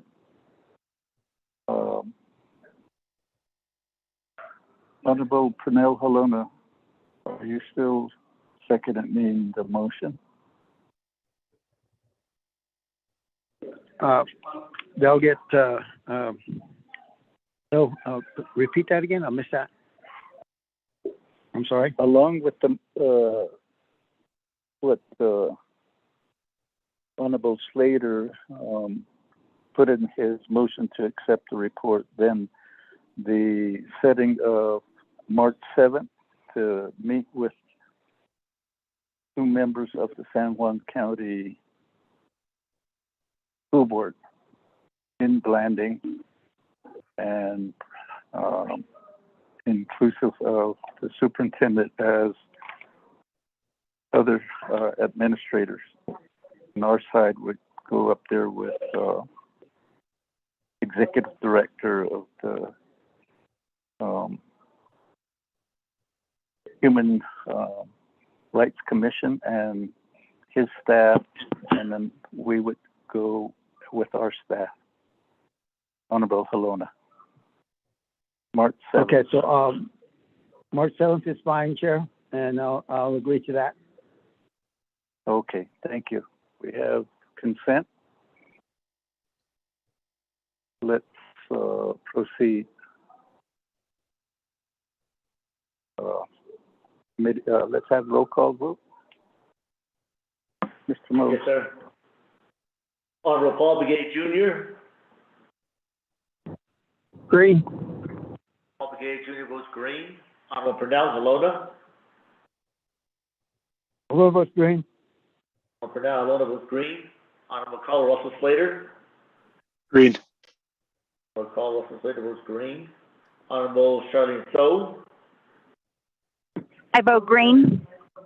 Honorable So votes green. Honorable Edison J. Renica. Green. Honorable Edison J. Renica votes green. Chair vote of 5 in favor, 0 opposed. Thank you, committee members. Appreciate that.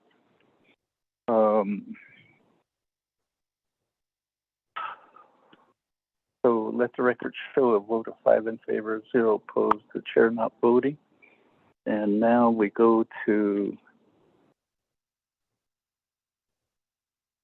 the next item, new business. A,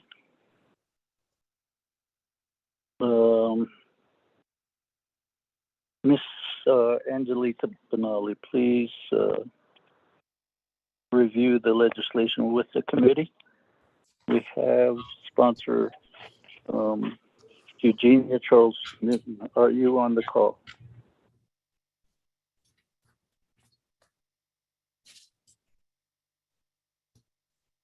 Vice Chair Slater, could you preside over the committee meeting?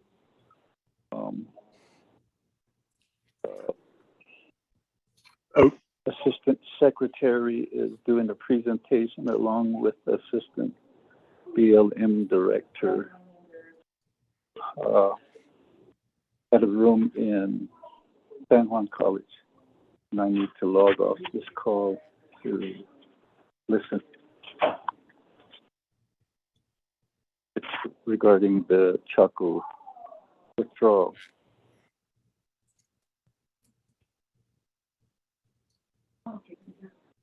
Yes. Trust you'll represent us well there. Thank you, Chair. Thank you. Committee members. Chair, do you mind muting your phone?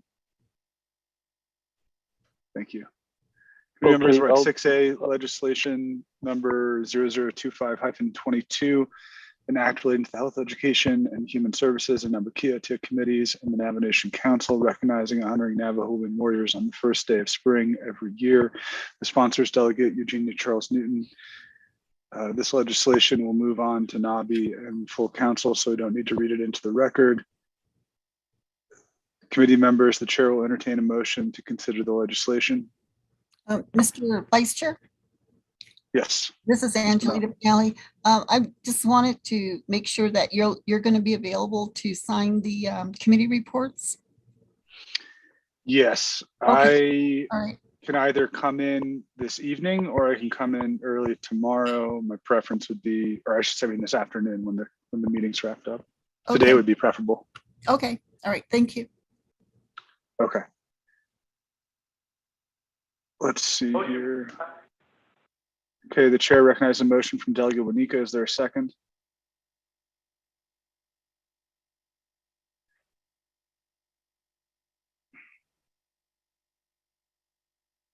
Is there a second?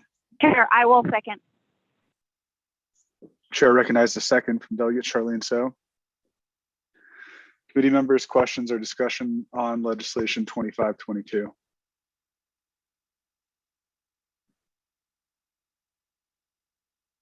Going twice.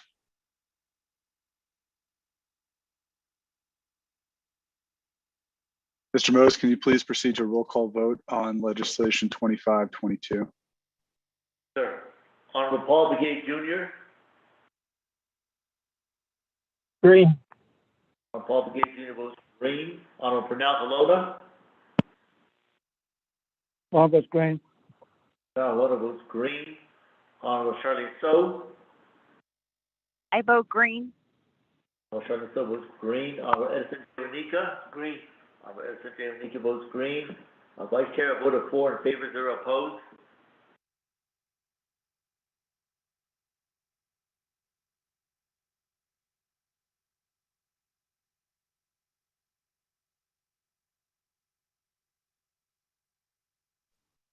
Thank you very much, Mr. Mose. Legislation will proceed on. We'll now move on to item 6B, 0032-22, an action relating to health, education, and Vice human Chair Slater? services. Yes. Vice Chair Slater, this is Delegate Charles Newton. I do apologize. Can I say something really quickly? Sure. Thank you, Vice Chair. I just wanted to say thank you to the Health, Education, and Human Services Committee. I have been on the call all morning listening to your meeting. I apologize. When you called me, I was trying to say hello, but I don't think you guys can hear me because Tommy came over and said that they weren't able to hear me. But I am on the call. I just want to say thank you for passing this legislation. Thank you. We'll move on to item B, legislation number 0032-22, an action relating to health, education, human services, and Navajo committees and the Navajo Nation Council approving the reinstatement of Vesta J. Tikium, formerly known as Vesta J. James, as a member of the Navajo Nation. Sponsor, Delegate Wilson C. Stewart Jr. Committee members, the chair will entertain a motion.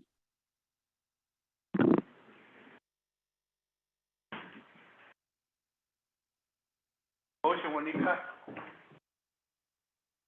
Is there a second?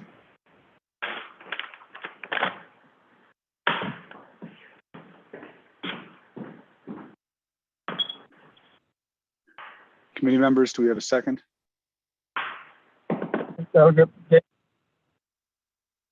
Chair recognizes a motion from Delegate Wanika and a second from Delegate Paul Begay.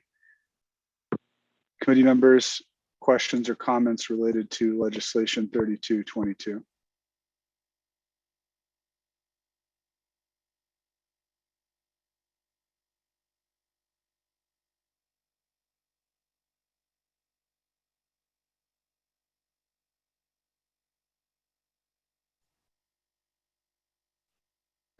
Going twice?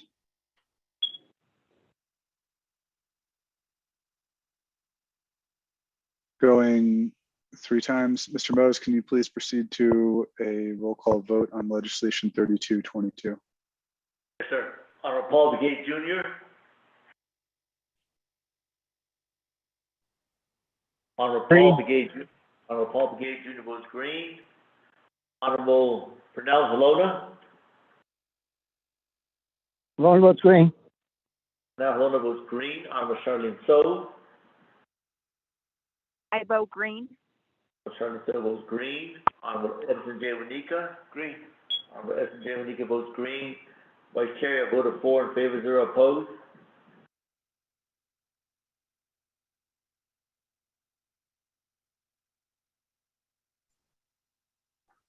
Thank you very much. Committee members will proceed on to item 6C, legislations number 0036-22, an act relating to the Health, Education, and Human Services and Budget and Finance Committees, accepting the Auditor General's audit of the Department of Family Services and the DFS's proposed corrective action plan. The sponsor is Delegate Nathaniel Brown. Delegate Brown, are you on the line? Yeah, yeah, Delegate Brown. I'm here. I'm present. Excellent. Okay. Now, committee members, the chair will entertain a motion to consider the legislation.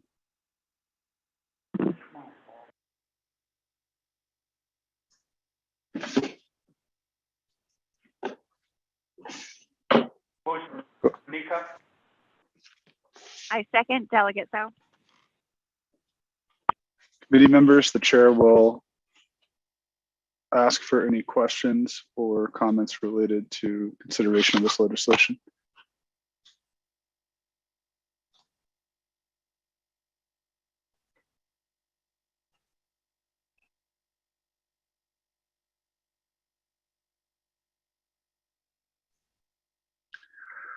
Questions or comments going twice?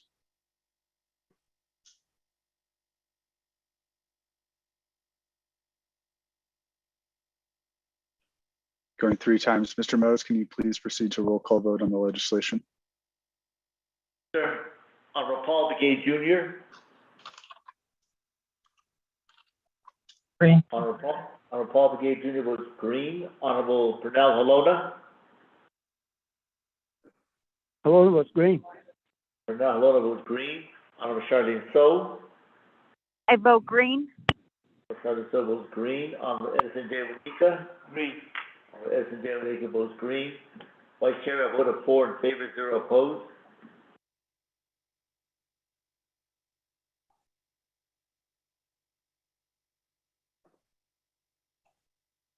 Thank you very much, Mr. Mose. Thank you, Shitsui. Delegate Brown for the legislation. We'll continue on down to item 6D, legislation number 0037-22, an action relating to the Health, Education, Human Services and Navajo committees and the Navajo Nation Council, confirming the appointment of Ms. Rachel Brown to the Commission on Navajo Government Development as the Health, Education, Human Services Committee representative. Shache, Delegate Wanika, would you mind being the sponsor at this time? And I can continue to preside.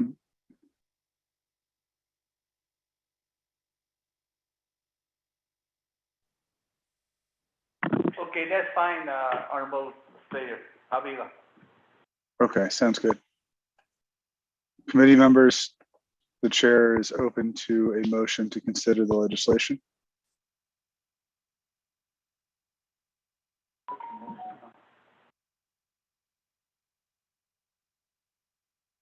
And Delegate Wanika, you, okay, I was gonna say, you can still motion. Okay, Delegate Wanika has the main motion. Committee members, is there a second? Chair, I second. We have a second from Delegate Charlene So, and a main motion from Delegate Wanika. Committee members, is there question or discussions on 3722?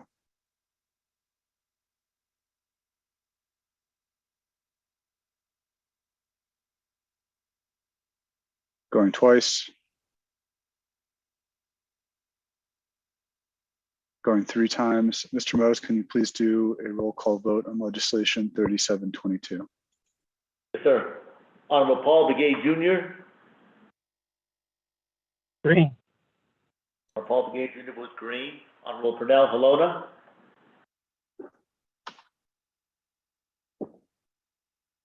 Honorable Pernell Halona. Honorable Charlene So. I vote green. Honorable Charlene So votes green. Honorable Edison J. Wanika. Green. Honorable Edison J. Wanika votes green. Honorable Pernell Halona. Halona votes green. Honorable Pernell Halona votes green. Vice Chair would vote of 4 in favor, 0 opposed. Thank you very much, Mr. Mose. We'll continue to item E, legislation number 0038-22.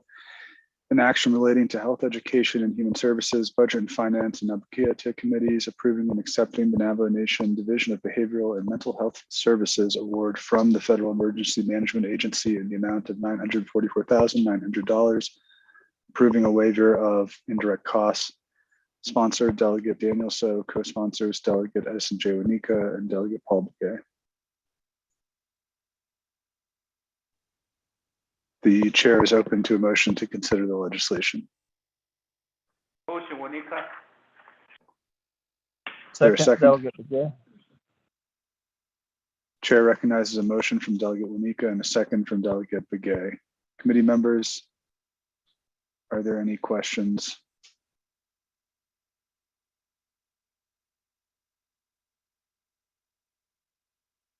Going twice.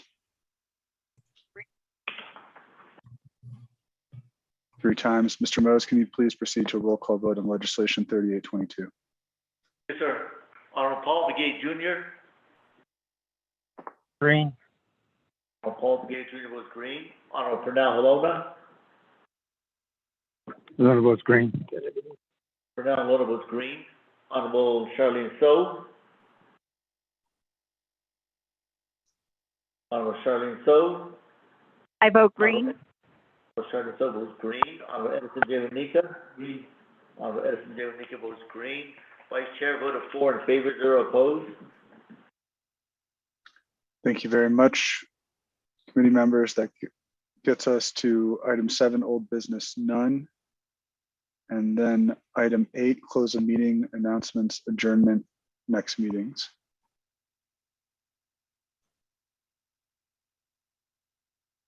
And committee members, are there any announcements at this time?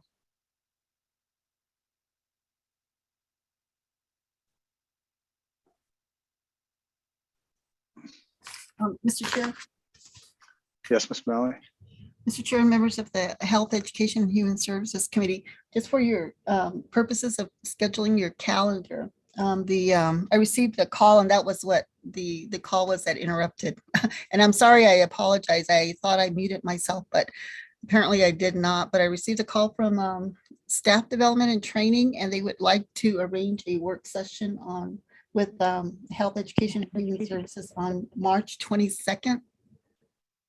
And that'll be on the March 9th agenda. But just, you could pencil in a work session with Staff Development and Training on March 22nd, and they'll be sending an invitation to HES before then, of course, and they would like it to be in person, and that's something that the committee can discuss. Thank you. Okay, thank you. And Ms. Benali, just make sure to put that on the March 9th agenda, and we'll approve action on it then. I'm certainly open to in-person. I think, just speaking personally, I really would like to have the committee convening with the people that it's discussing these matters in person. And I hope committee members are open to making that and continuing maybe a hybrid model. So, committee members, other discussion items or announcements?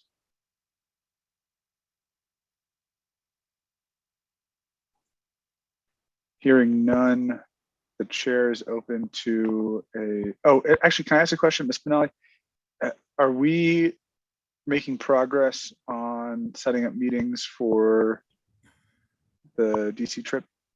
Yes, the travel request did go into the speaker's office, and I spoke with Mr. Carlisle Begay again this morning, and he's in the process of scheduling meetings on the week that the committee is planning on traveling to Washington DC, starting on March 14th.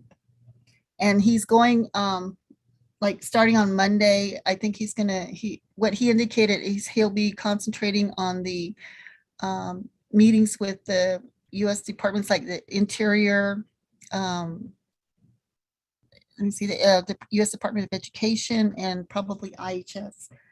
And then on Tuesday and Wednesday, he'll be making, scheduling congressional visits. And so we should get an itinerary from him soon. And the only thing it'll probably affect is when your return travel might be. And it just depends on how many appointments he's been able to confirm by the 16th or 17th. Okay. Excellent. But that, the week, I just want to confirm, right? The week we submitted for is the 14th to the 18th, right? Yes, travel overs on the 13th, from what I gathered, the 13th, and then the meetings would start the 14th through the 18th, and the return travel is going to be on the 19th. Okay.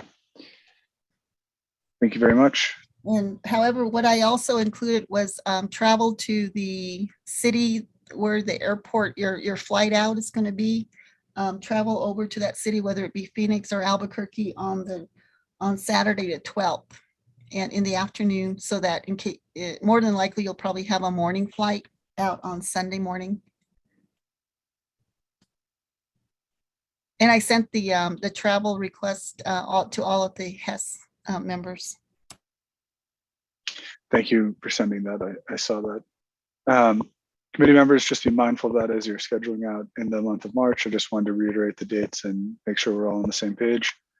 And I think this is going to be really good. We just have a lot of work that we've done over the past couple of years, and we haven't been able to exercise our in-person voice with our congressional leadership and with a lot of the executive branch programs in the US government. So this, I think, is going to be very good. Again, the chair is open to a motion to adjourn.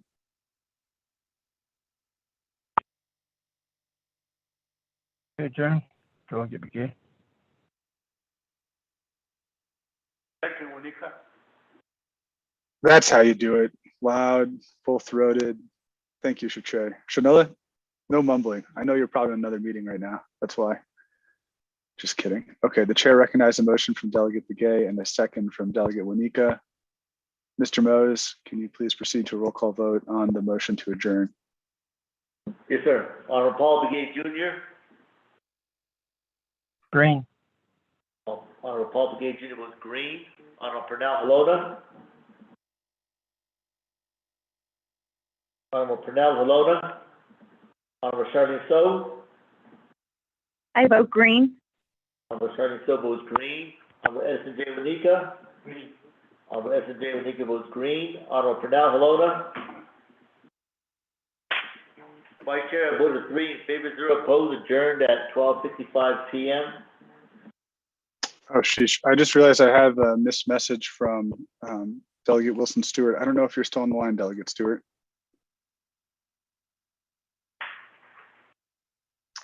Okay, well, I'll have to apologize to him. He wanted to say thank you for the passage of the legislation. Committee members, be safe out there. We have some late snow here in Round Rock. It's been going on and off, and I'm just so appreciative for all the moisture that we're getting. We really need it to round out this winter, and so let's pray for some more as we enter the spring. Be safe. Hagona. Mr. Chair, Mr. Vice Chair. Oh, looks like he hung up. Thank you all.